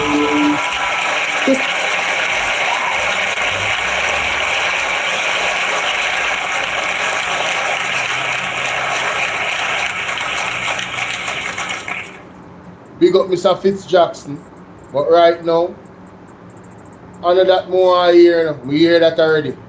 Where Zuleika just talk about, and what me want to hear. And this is my raw reaction. We are demanding we don't want to hear no excuses. This is a crisis. We want the immediate implementation. We don't want a phased approach. We don't want to give JPS $150 million because of emergency and people need life. People need their life. People need to not feel like they're endangered species when the police is around, when they're doing a simple traffic stop. The people that need their life and their life must be protected. Right? Immediately get the money, find the money when I have money pack up in a bank and now use, and we are gonna get to that. We are gonna get to that this evening, ladies and gentlemen. We're going to get to that. This is unacceptable. This is unacceptable. Right? And I'm 100% agreeant with Zuleika Jess. That is the tone. That is the message that I want to hear from the People's National Party. Is the same tone I heard from Isaac Buchanan. He has been consistent as a legal luminary. Right? And I'm calling on Mark Jefferson Golden, and the People's National Party, This is the time when you have to stand by the people. Right? And we have to take it to the streets. And we have to call the globe attention to this. I have spoken about this on my TikTok live, right? From resources not reaching the people and quick enough after the hurricane. I likened it to subtle genocide. And we see the police them unaliving or is on pace to unalive one citizen a day in 2026. This is subtle genocide. And you guys need to sign the MAGNITSKY Act. Mr. Will Rattigan has been talking about that at length for over a year. To my recollection, I have put it on my platform. The link is in the video of every video that I've posted in the last 7 months. It is in the chat right now. If you guys should scroll on the live stream and look at a message from Nightbot that says, can you help me with this petition? We need 10,000 signatures and we have not gotten 10,000 signatures. It is not just the PNP. You, the people, are not acting on your behalf. You are not standing up for yourselves. There's things that we can do. I have been saying it. Why it has to come to the point where some people want to just choose violence. Right? There's legal ways that we can sanction the government. And you guys have not been exploring it. Even Mystic Sensation uses platform. You understand? We all have to take responsibility for the position that we are in right now. Right? Only few people on my platform have signed the MAGNITSKY Act. It is an international act to fight against this same thing, human rights violation and corruption in the country. And for those on TikTok, just subscribe to my YouTube channel, pick a video that I have uploaded and go to the description and you will see the link to the MAGNITSKY Act. Do not donate to it, share it with 100 people and let us get to 10,000 signatures. Right? The pen and the paper is more powerful than you can ever imagine. Right? To hold the government accountable. Mighty God, man. Stand up for yourselves, man. Stand up for yourselves. 4-year-old.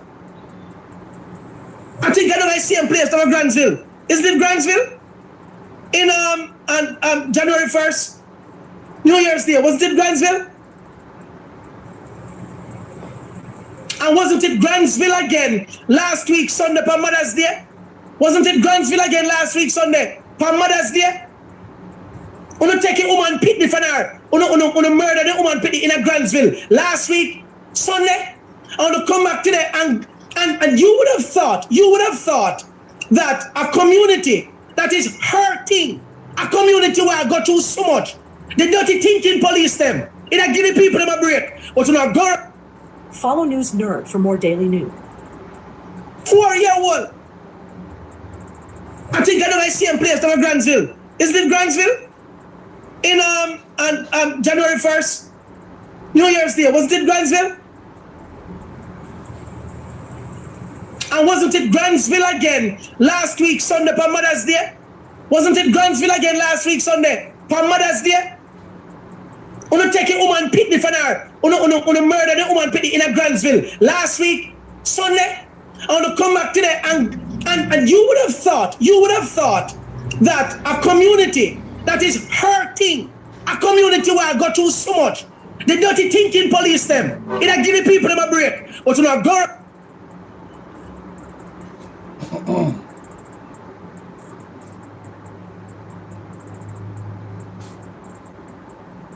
This is the darkest hour in our country. This is the darkest hour in our country. Right, Campbell, what's up? Darkest hour, Jamaica. Get this video out there, share it, all of that stuff, right? Let me get to this next issue. So much going on. So much going on.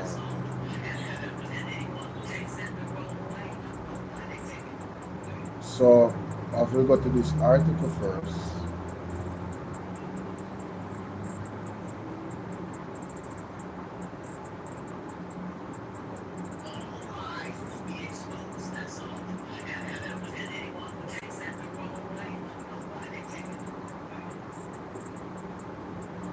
All right.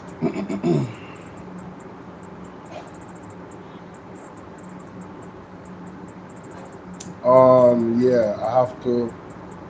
Yeah, Peter K as well, her video. I'm going to touch on that as well. So, I mean, pause.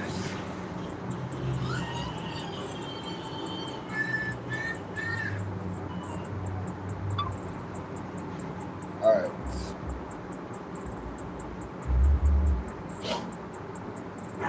This thing, man, I'm telling you. People, you need to stop making excuses and stop pointing fingers. Yeah. I'm sick and tired of it. Sick and tired of it.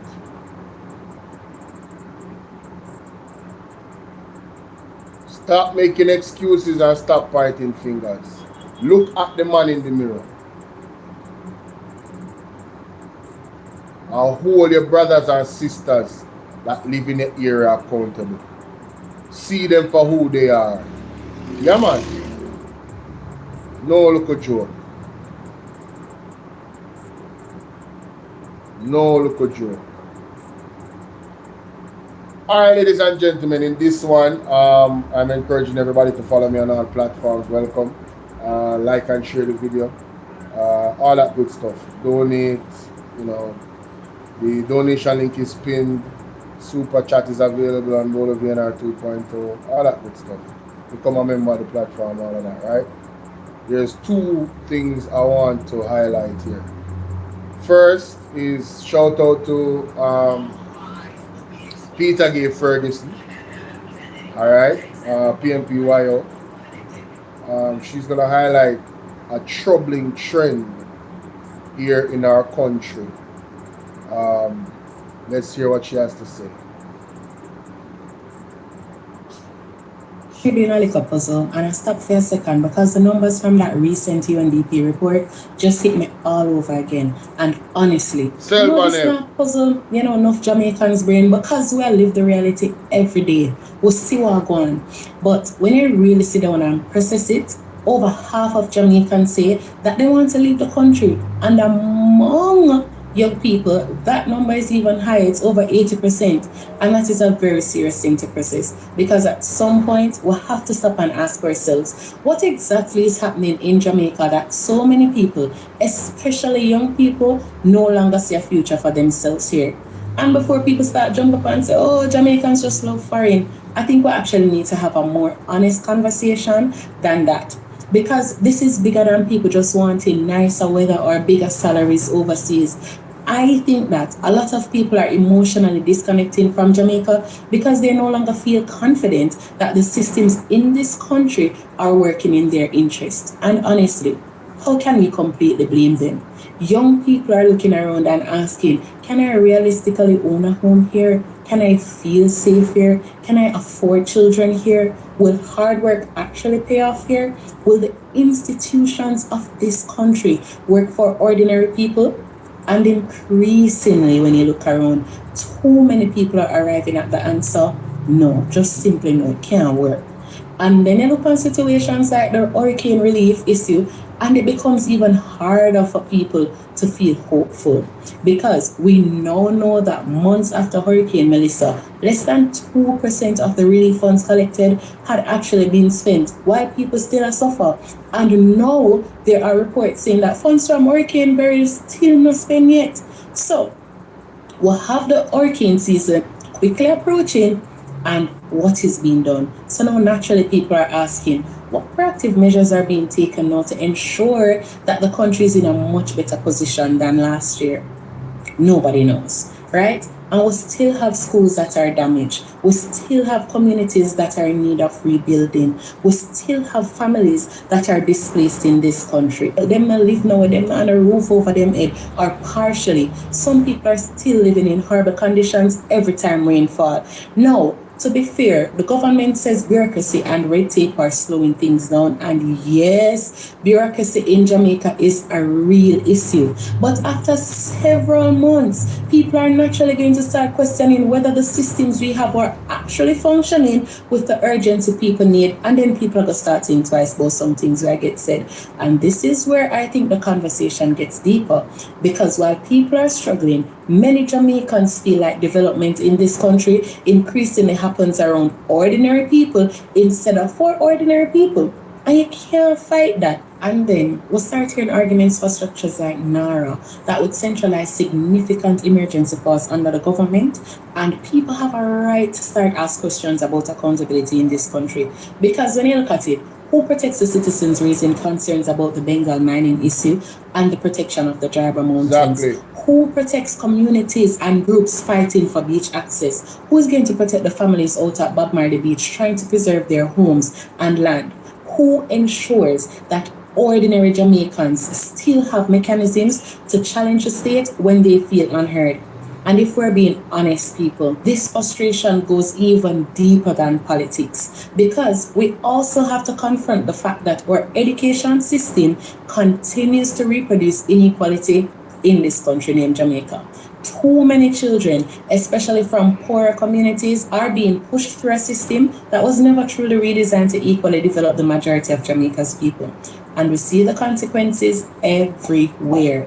We see it in unemployment, we see it in violence, violent crimes, right? We see it in hopelessness, we see it in migration. And one thing that really stuck with me recently was something Kerry Washington said, right? And she basically says that the government and systems often bank on people becoming too tired, too defeated, too confused, and too hopeless to believe that we can actually do anything to make a difference. And honestly, I think that is where many Jamaicans are emotionally right now. That is why voter apathy is so high in this country. That is why so many young people feel disconnected from politics. And I really can't blame them. That is why only 1 in 5 young people voted in the last election in Jamaica.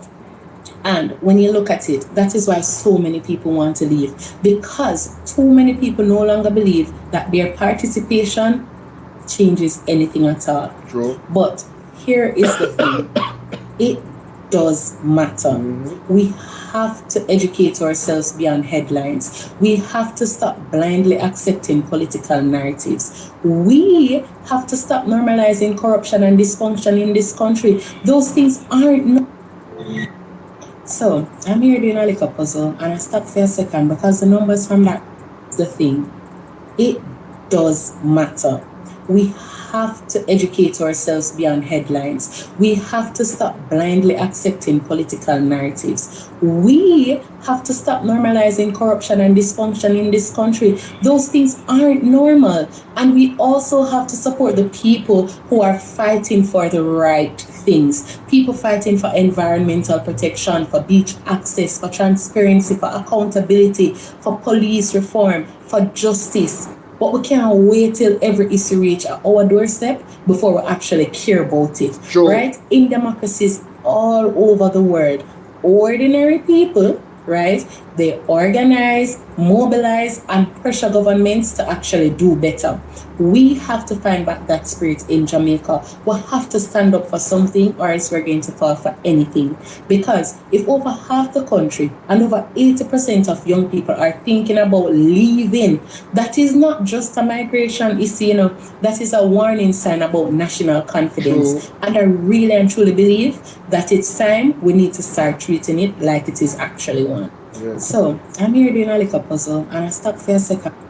Big shout out to Peter Gay Ferguson. Valid contribution to the conversation surrounding, a multitude of issues happening in the country, and everything is interconnected. You understand? And it's the truth. A lot of young people, at a drop of a dime, they are ready to leave this country. All right, and even persons that are overseas, they are not excited to, come back here. People are literally afraid to come back to Jamaica. The level of corruption, evil, and wickedness, and damn near sorcery happening in this country. I'm telling you, it's terrible. But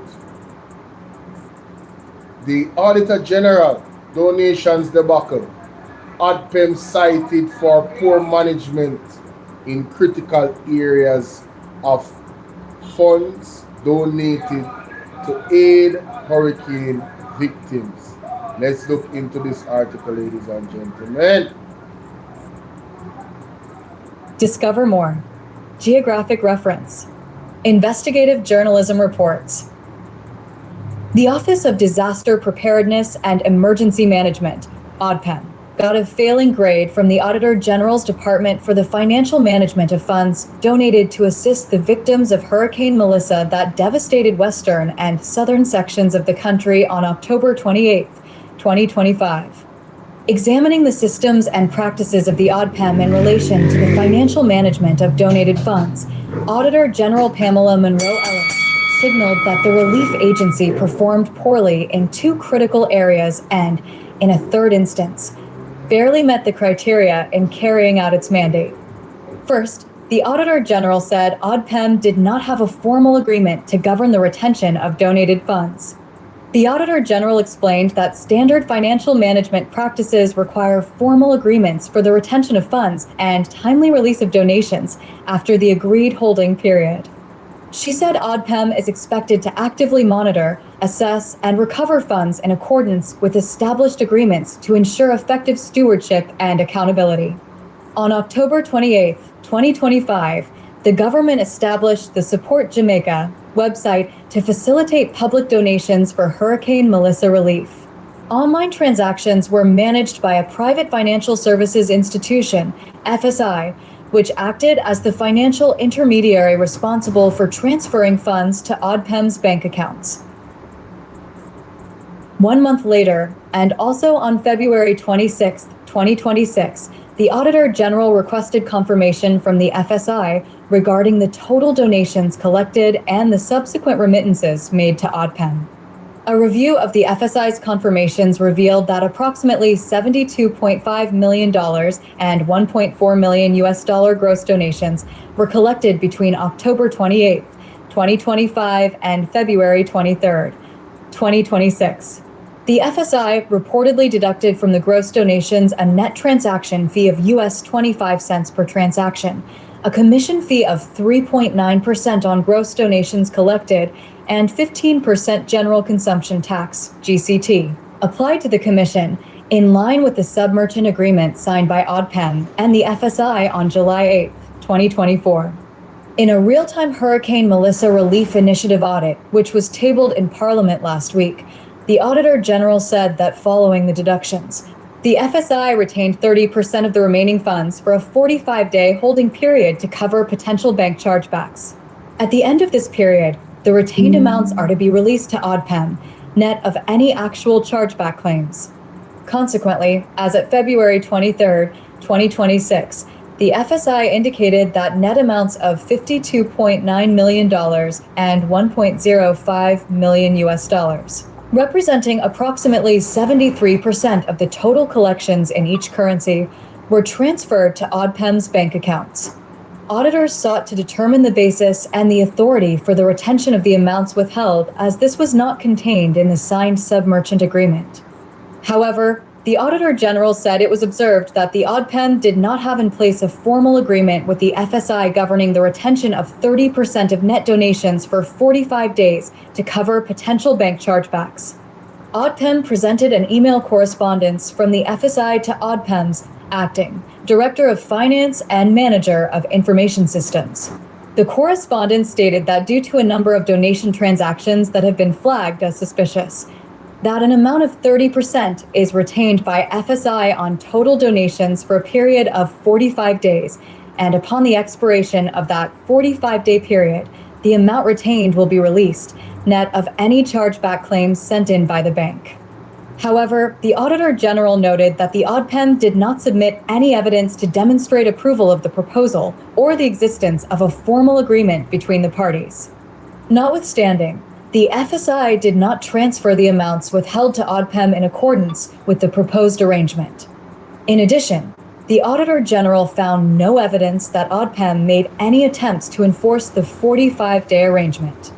The audit revealed that $15.7 million and $298,429 withheld from October 2025 to December 31st.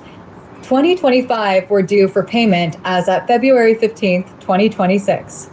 In this regard, the Auditor General requested confirmation on February 26, 2026 from the FSI regarding the amounts withheld in a context where the Auditor General's review of ODPEM records showed no withheld funds were received up to February 23, 2026.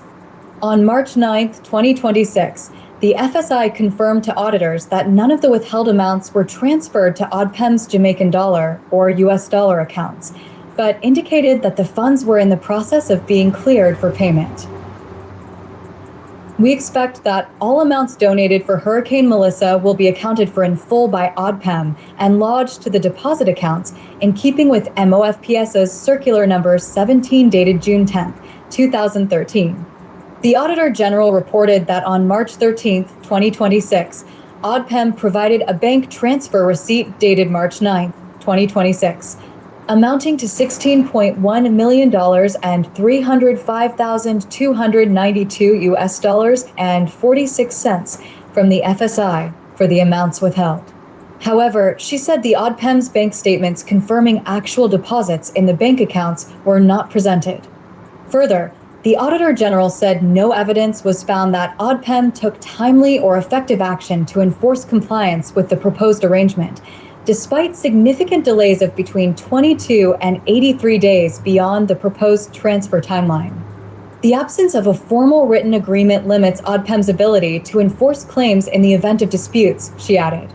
In its response, the ODPEM stated, in alignment with the directive to reconcile the donation account, the matter of the informal agreement regarding the retention of 30% of net donations for 45 days to cover potential bank chargebacks will be addressed, and the necessary steps taken to have a written agreement in place. Setting out the criteria for the use of donated funds, the Auditor General said money collected. So, ODPEM, after the fact, when the Auditor General actually come and point it out, that's when you guys are going to respond like this. Steps are being taken to address the necessary steps taken to address having a written agreement. Because what is significant enough is that if they don't have a written agreement, they won't be able to settle any disputes if there's an event that causes a dispute. So ODPEM is vulnerable, and the people that donated the money to the Jamaican people should feel like they were scammed and their money is not protected for the use of what it is supposed to be used for. I would feel scammed if it was me, because I would want my money to be maximized in helping the people of Jamaica. And we're 7 months in. Why did they not settle these issues? Why are these gaps in ODPEM? But Andrew Wallace told us that he would clean up the gaps. That's why he's putting it in his office. Unbelievable.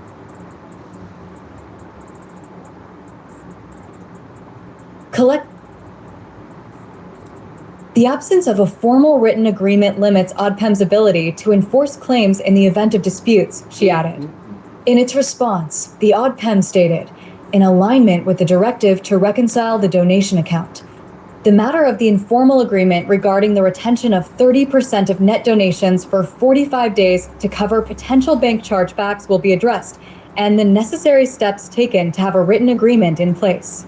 Setting out the criteria for the use of donated funds, the Auditor General said money collected for disaster response are expected to be used promptly and transparently, in accordance with established expenditure plans and donor intent.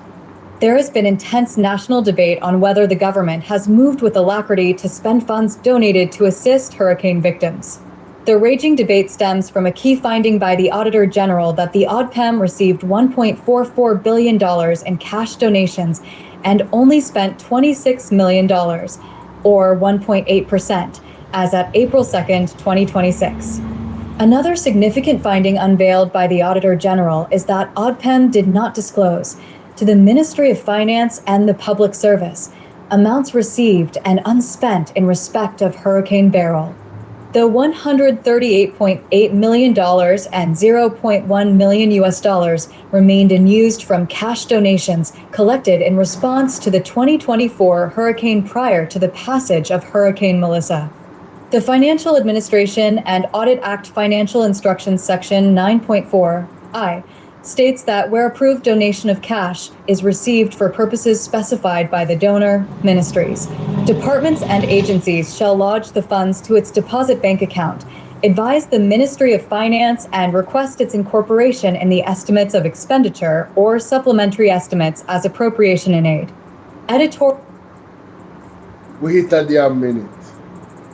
So, another significant finding unveiled that by the Auditor General is that ODPEM did not tell the Ministry of Finance and the Public Service amounts received and unspent in respect of Hurricane Beryl.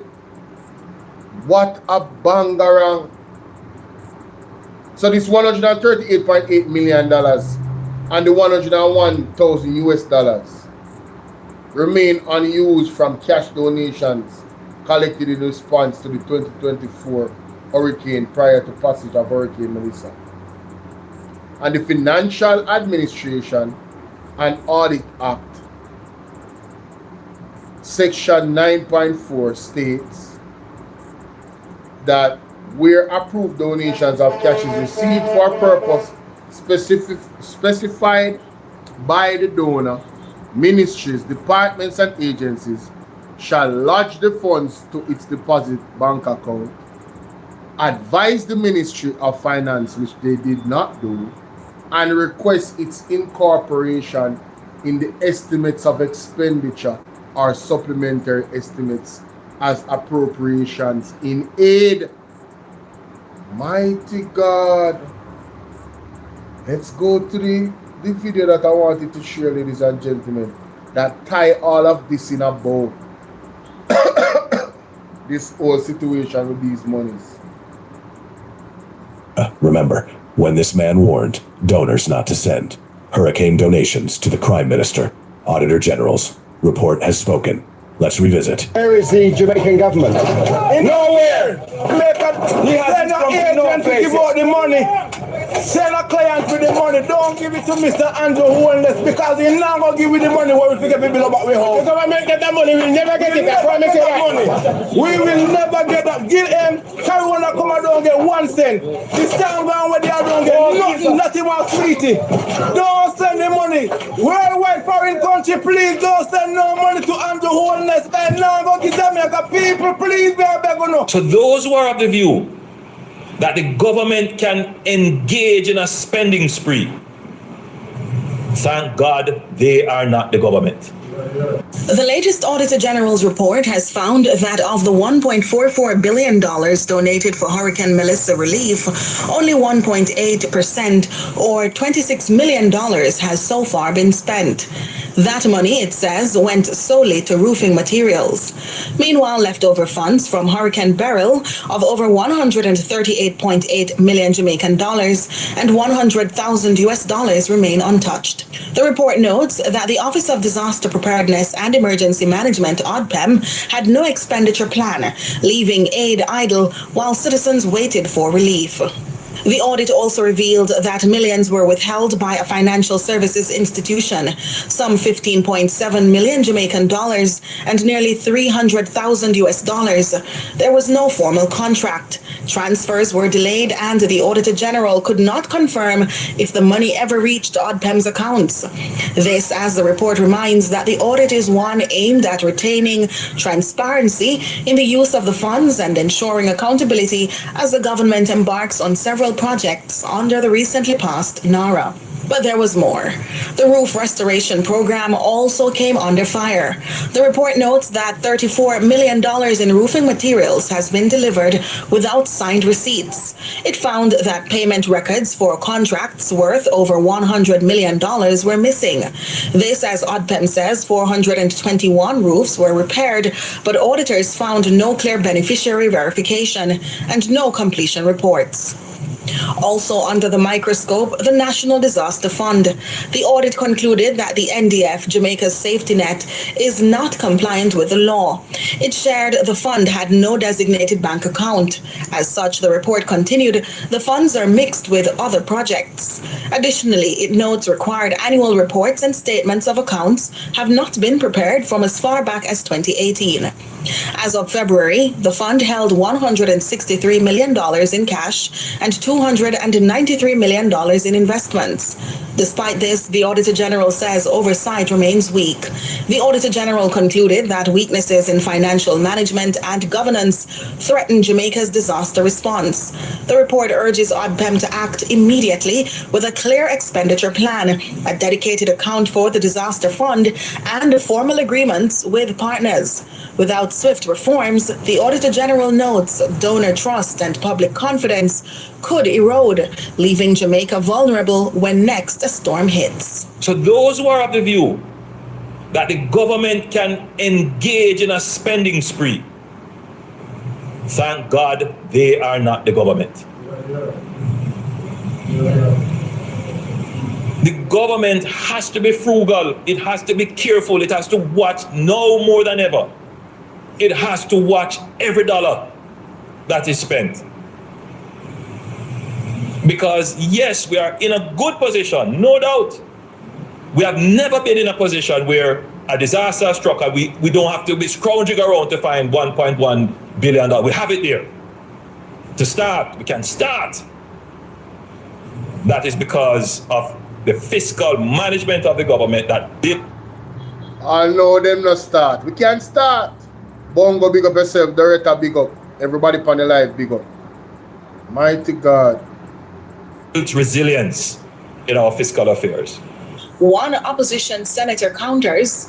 It is unconscionable and scandalous that the government sat and donated money while thousands of Jamaicans suffered. People were hungry. People were sleeping under damaged roofs or no roofs at all.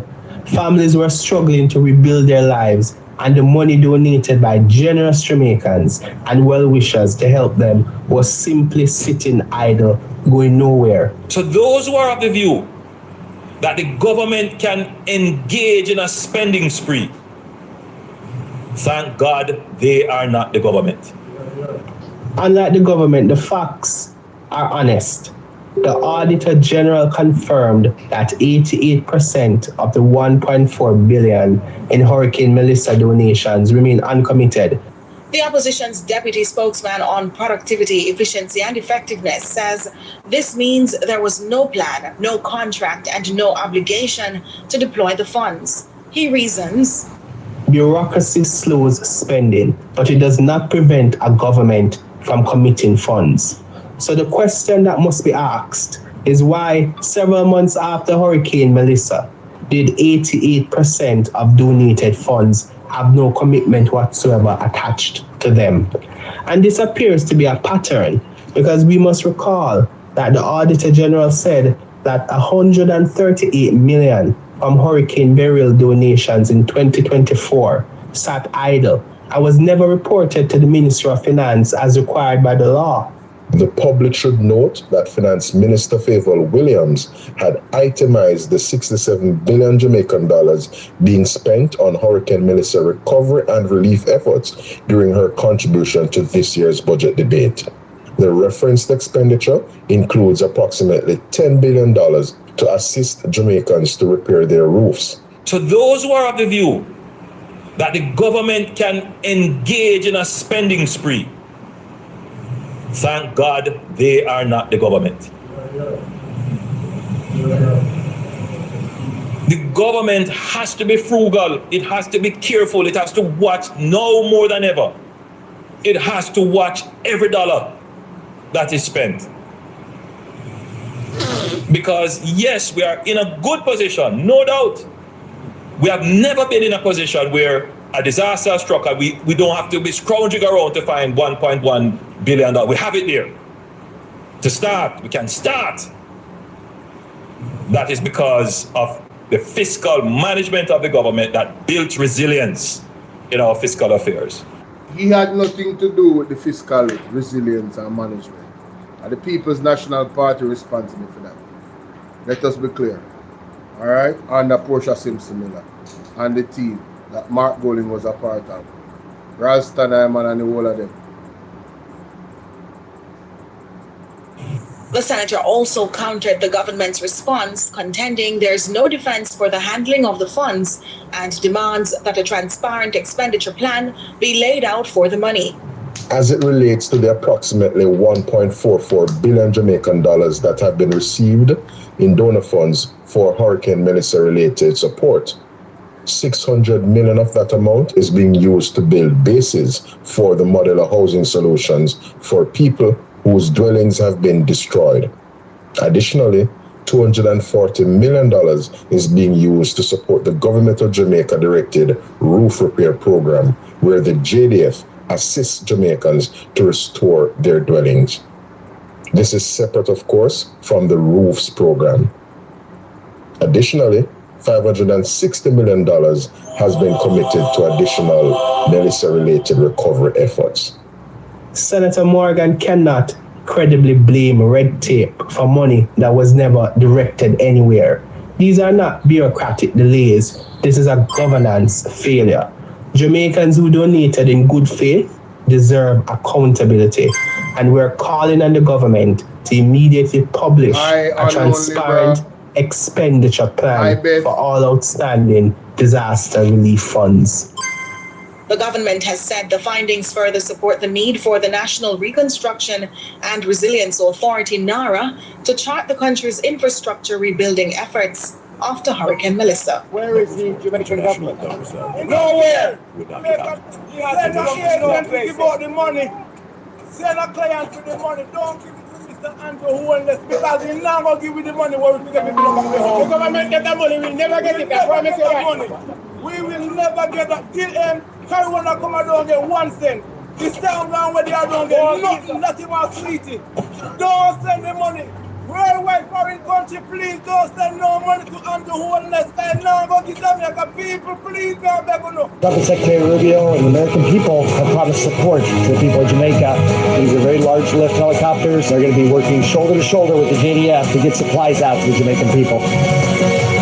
Where is the Jamaican government? Nowhere! Send an agent to give out the money.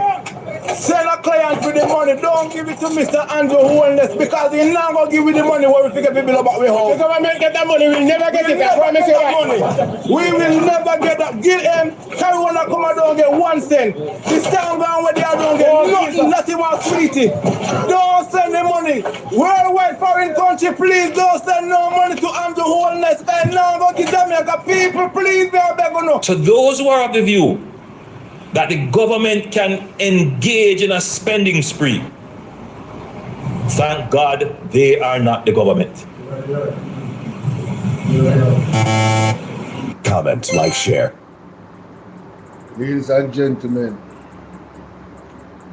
I don't need to say another word in English, Spanish, any language at all. I think that video was properly constructed. The entire video just give you context for you to come to your own conclusion about this evil, wicked government. Alright? Please like, share, and subscribe. Get this video up to 1,000 likes at least. Alright? Let me know what you think in the comment section. Alright, so I just got a word that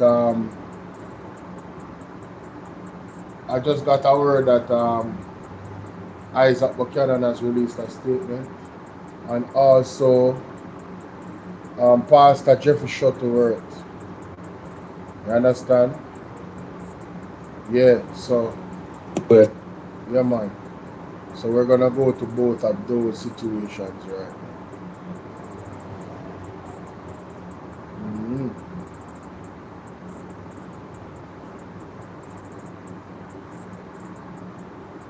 By the way, tomorrow, Dr. Alfred Dawes is going to have his sectorial debate, and also Wavell Hines as well.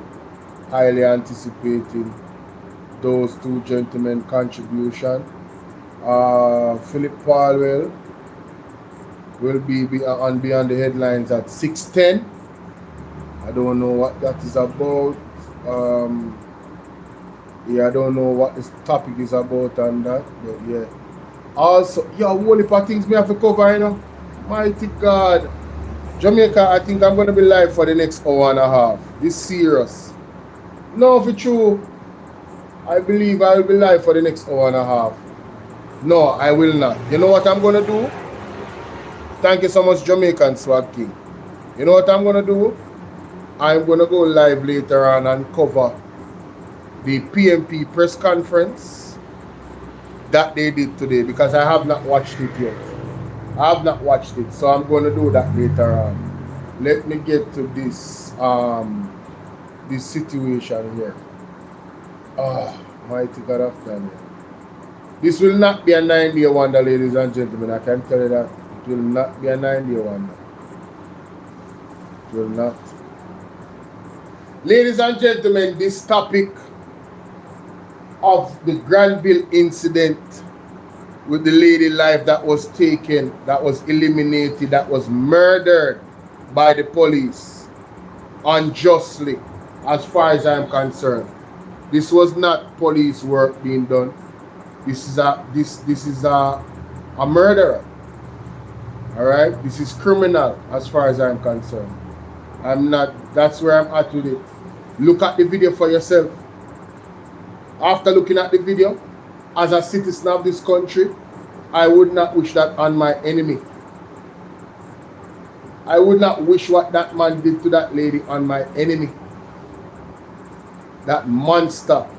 All right, but I am going to hear from the man of God, Apostle Jeffrey Shuttleworth, and also the Learned Council and MP of East Portland, Mr. Isaac Buchanan. We're seeing over 300 last year. Men murdered or killed. And now you have over 70, approaching 100. Indicom is at its wit's end, calling for certain actions to be taken, and all of those calls are falling on deaf ears. And they continue to just going around, as we would say, chuck it. They just chuck it. They just go around and do what they feel like. It is untenable. It is untenable. It is unacceptable in this island of Jamaica. And as one of the persons, one of the onlookers said, and it is basically repeating what we would have been saying time and time again, that if you remain silent, you don't say anything because it's not affecting you. It is only a matter of time before it comes right at your doorstep. That is it. Affecting you directly. Yes. Because you may be someone confronted by them, and you are cut down in that way under the guise that you were seen as a threat, or your son, your daughter, or some relative. It cannot be. When I look at the police force elsewhere, we have seen an incident even recently with the president involved, where there was this gunman, right, who forced his way through the security. They could have killed him right there, easily, because the Secret Service, they were all over. Yes. Right? That's an he even wounded one of the one of the operatives there, right? Yes. One of the security officers. Excellent. And they did not kill the man. They did not kill him. What are you telling me about that? That you have to? Yes. All of these incidents have to end with fatality. Yes. The devil is a liar. I'm telling you. Telling you. And if the people of Jamaica continue to sit back and allow it, watch what's going to happen. Do you think what happened in Granville recently with that lady? And of course, we're not saying what she did was right. I don't know all the details. But it cannot be that every time an officer claims to be threatened, the end result has to be the death of someone. Yes. The devil is a liar. The devil is a liar. And if the people of Jamaica continue to keep silent, yes, with all of these incidents happening, yes, it is just a matter of time before this very same situation is going to happen to more and more. Yep.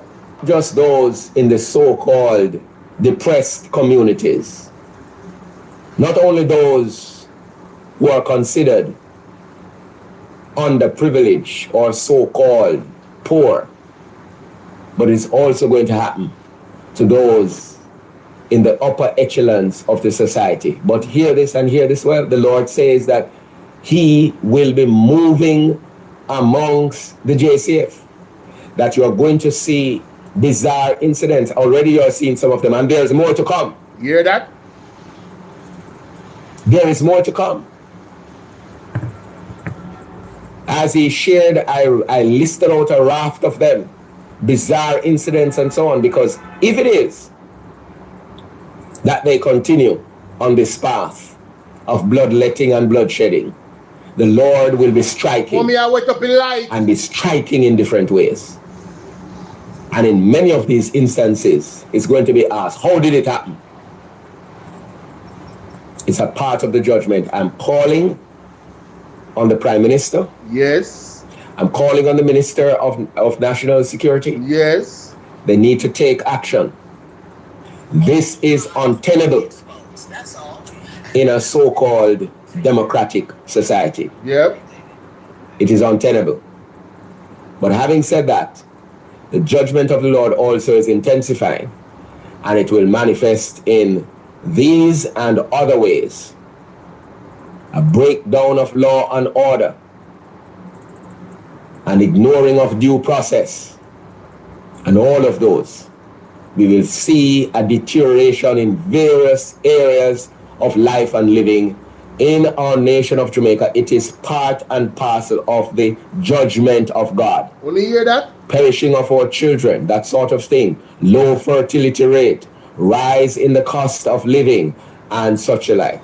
Civil unrest, all of that. Political victimization, political unrest, and so on and so forth. We're seeing over 300 last year. Men murdered or killed. Jamaica only hear the man of God. You understand? You can continue to be quiet because it's not happening to you. Continue to encourage the foolishness, make jokes about it all on the labor right out there where you do it to know yourself. All on the social media, TikTok, YouTube, all over the place. I wanna back the government, I wanna back Orange, I wanna back Andrew Honest, I wanna watch them stay quiet on these issues as if they should not come out and condemn it, and you guys support them. Yeah man. Yeah man. Hey man, here's what it is. I just want to make sure that I am responsible for me and know, say, yo, I am going to continue to be vocal and continue to raise my voice in concern about these injustices in this country. If I am not going to wait on it to happen to any of my family members for me to start balling out. Me a ball out, Jamaica. I am balling out. I am doing what I can with the powers that I have. Some people say, yo, it just a chat. Hey, what you want for me? You want me to go and take up a gun and go after the police then? So they can shoot me down too? Is that what you want? I will not. Let's continue. The following is a release from the People's National Party Media Unit. Police shooting of 45-year-old Latoya Buju Bulgin in Granville, St. James, during a community protest on Sunday, May 17, 2026. Like many Jamaicans, I have watched the circulating videos and listened carefully to the growing public concern surrounding this tragic incident. At the center of this matter is a simple but fundamental principle. The right to life is sacred. Our Constitution guarantees that right to every Jamaican, and no state authority is above its protection. As opposition spokesperson on youth and human rights, I cannot remain silent while serious questions emerge about the conduct of law enforcement, the absence of body-worn cameras, and the apparent contradictions in the public positions of senior government officials. In my capacity as an attorney at law, I'm also representing the family at the center of this tragedy, as I have represented many other Jamaicans. So, it is confirmed that Isaac is representing the family. Last night I was on the platform. I don't know if Destined for Greatness is still here. She is the what do you call it? I put out the video already on my platform. You heard her. She's in grief, she's mourning, she's terrified, she's in fear for her life. You understand? Fear that the police them is going to come for more people in a Granville and family members. The woman is in fear, Jamaica. And she asked me if me can get Isaac Buchanan number. I don't have his number. Me link Ishmael, big up Ishmael Douglas. He say Ishmael, me can get the lady a number. She need Isaac. Him say yes. And see the man just confirmed say he is going to represent the family. You know, just big up Isaac Buchanan for me, ladies and gentlemen. A man true to his portfolio, true to his passion about human rights and upholding it and standing for it for everybody. Even the criminals. Because criminals have human rights too. So big up Isaac Buchanan for that. Let's continue. And families seeking justice, accountability, and constitutional protection in matters in the public positions of senior government officials. In my capacity as an attorney at law, I'm also representing the family at the center of this tragedy, as I have represented many other Jamaican families seeking justice, accountability, and constitutional protection in matters involving alleged state excesses and violations of fundamental rights. This issue is therefore not only political or public in nature, but deeply personal to grieving families who continue to seek answers from the state. The Jamaica Constabulary Force has already interdicted the officer involved, and INDICOM has launched an investigation. However, the Jamaican people deserve more than procedural announcements. Yes. They deserve truth, transparency, and accountability. Yes. What is especially alarming is the confirmation that none of the officers on the scene were equipped with body-worn cameras. Yes. Despite repeated assurances from the government that hundreds of these devices had already been secured and deployed. The Prime Minister previously declared that body cameras were essential in modern rights, respecting policing, while the police commissioner publicly defended the rollout program. Yet today, in one of the most scrutinized police shootings in recent memory, there is no official body camera footage available to the public. I also note the recent public comments from the Honorable Dr. Harris Chan, questioning the practicality of body-worn cameras in certain operations. Those statements now demand urgent clarification. If cameras are necessary for accountability, why were they absent in Granville? The killing of Latoya Bulging raises broader concerns about the protection of women, vulnerable citizens, and the constitutional obligations of the state. Yes. No Jamaican woman should lose her life under circumstances that leave the country searching for answers through cell phone videos and social media clips. I therefore call on the Honorable Dr. Horace Chang to immediately address the nation and provide a full account of the government's position and actions regarding this matter. Dr. Kevin Blake to publicly explain why body-worn cameras were not in use during the operation and what corrective measures will now be implemented. The authorities to ensure that INDICOM is allowed to conduct a completely independent investigation free from interference or political pressure.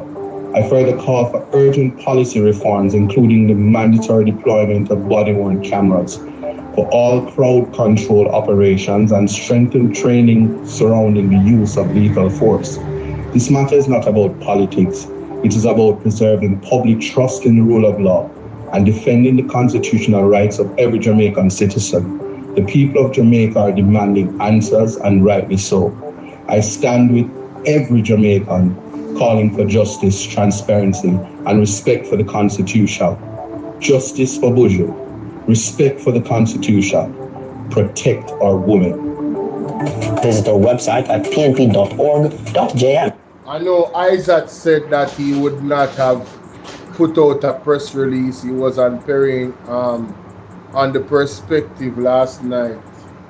He was on the Perspective last night on with Perry in Christ, and his raw emotions came out.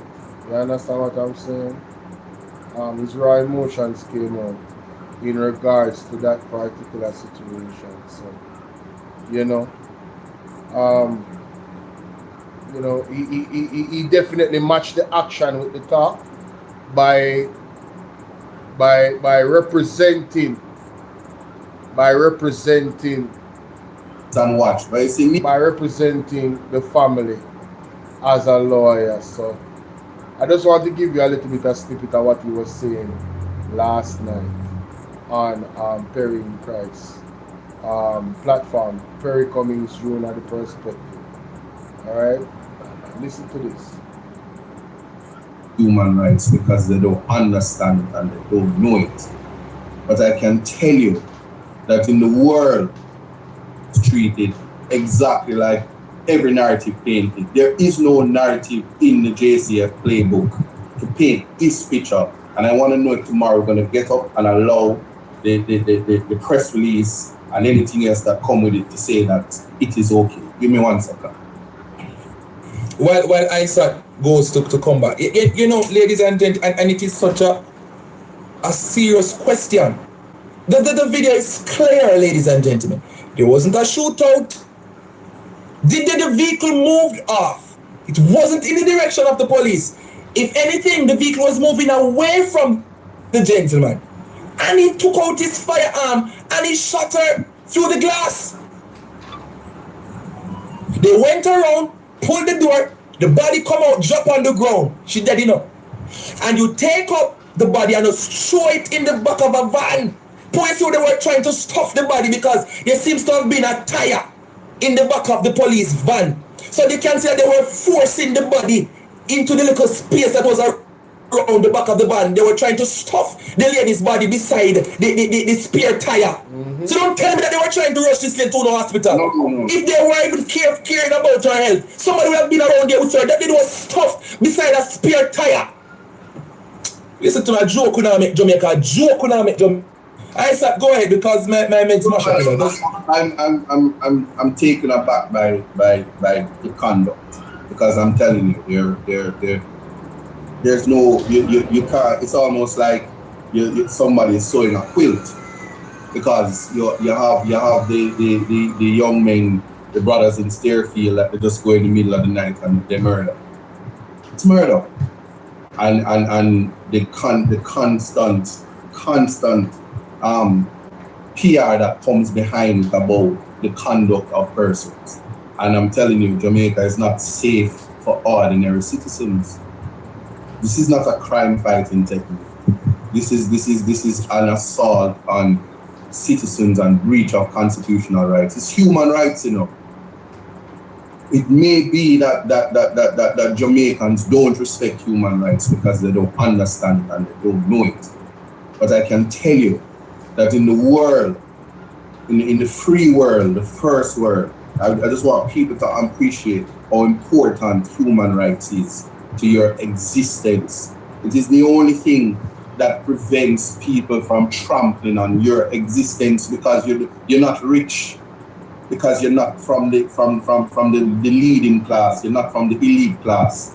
And Jamaicans who think it cannot happen to them, the women who used to sit under the comment section, the comments, and say, good job, JCF. It's not happening to women. What now? You understand? What now?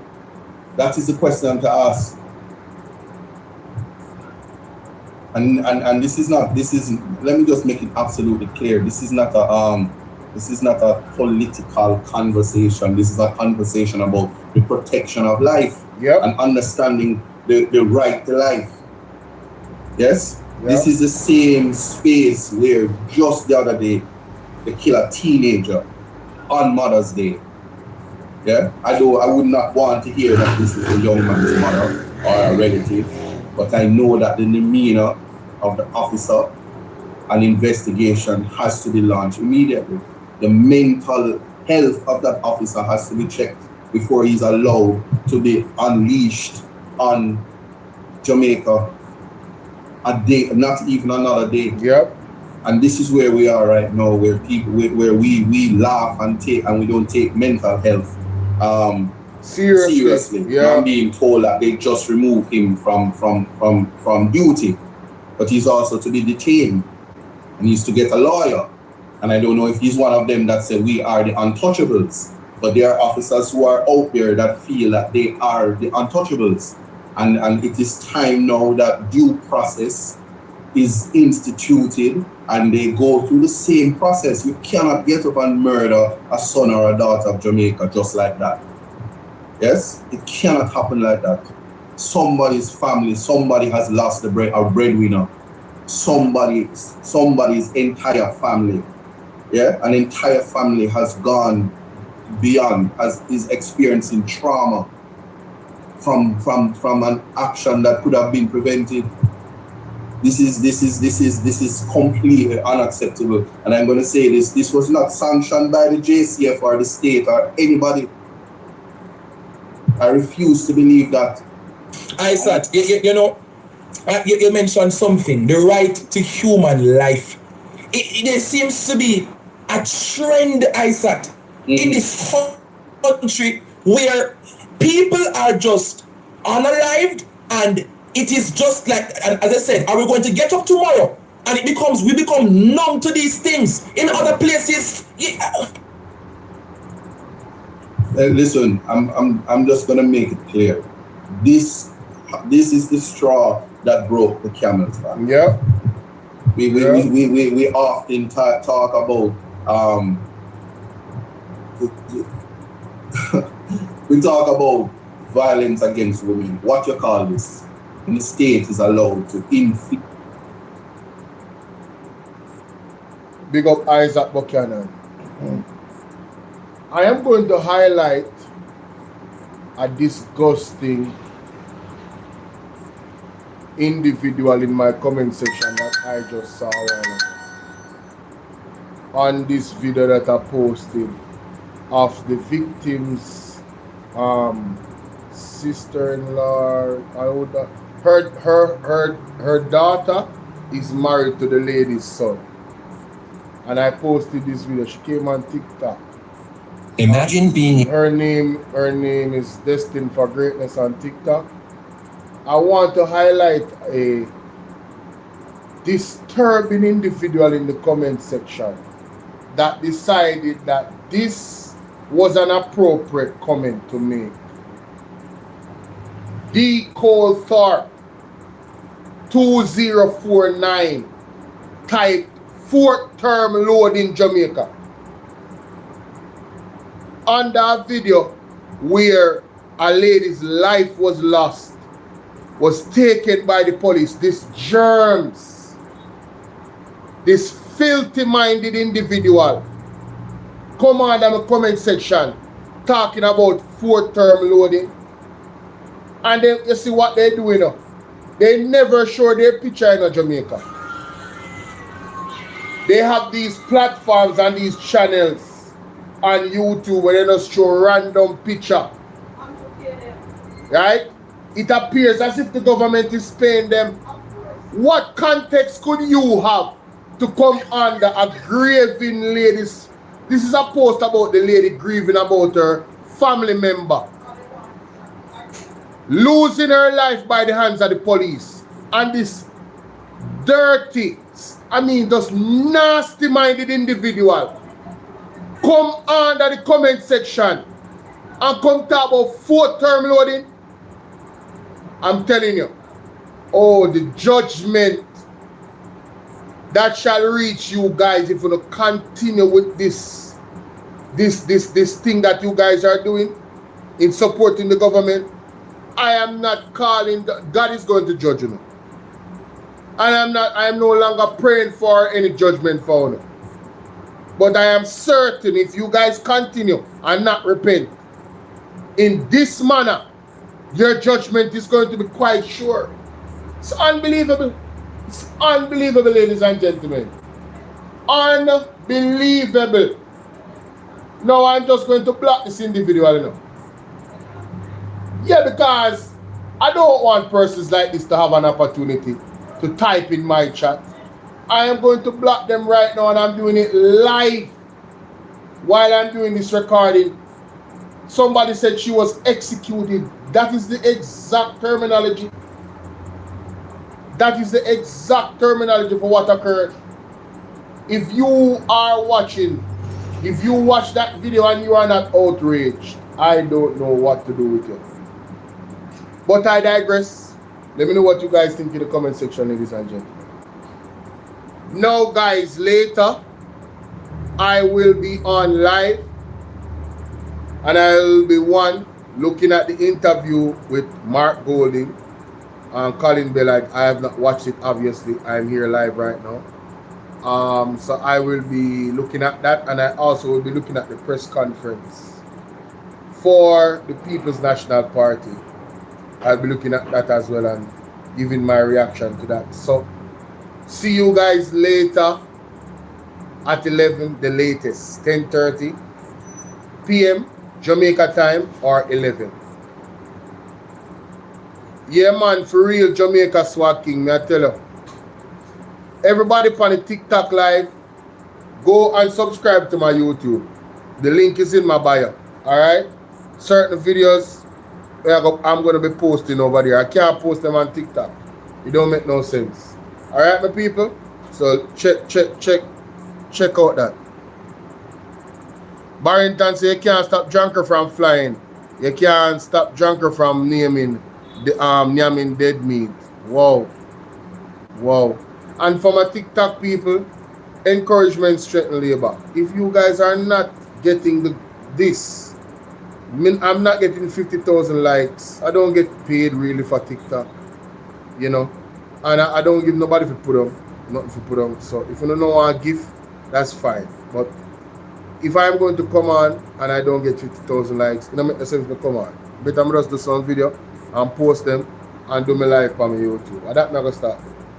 Because I had like almost 200 people on this live at one point, and I have not. Why the people so mean with the like button? Mighty God, YouTube going good to them, and I tell no lie. So we should get more likes on that station and still, on that channel and still, because about almost 200 people there on the live there too. But for Bolo VNR clips, we know say I have some detractors. So that's a good amount of likes. So the amount of people that is still watching me right now. That means that you guys are definitely the ones that support this platform. The one that may come because they mean say something go on and then just watch and gone and then don't hit the like button. We know so them not really support the platform. It is what it is. See you guys later though. Alright? God bless you. Have yourself a wonderful rest of the evening. Alright? Jamaica Swag King, thank you for that. A shard of hope. Big up yourself for that. That is very, very, yeah, man. Thank you for that. That symbolically, yeah, man. Thank you for that, General. Respect here. All right. So look at more, my people. The word is love. See? Come on.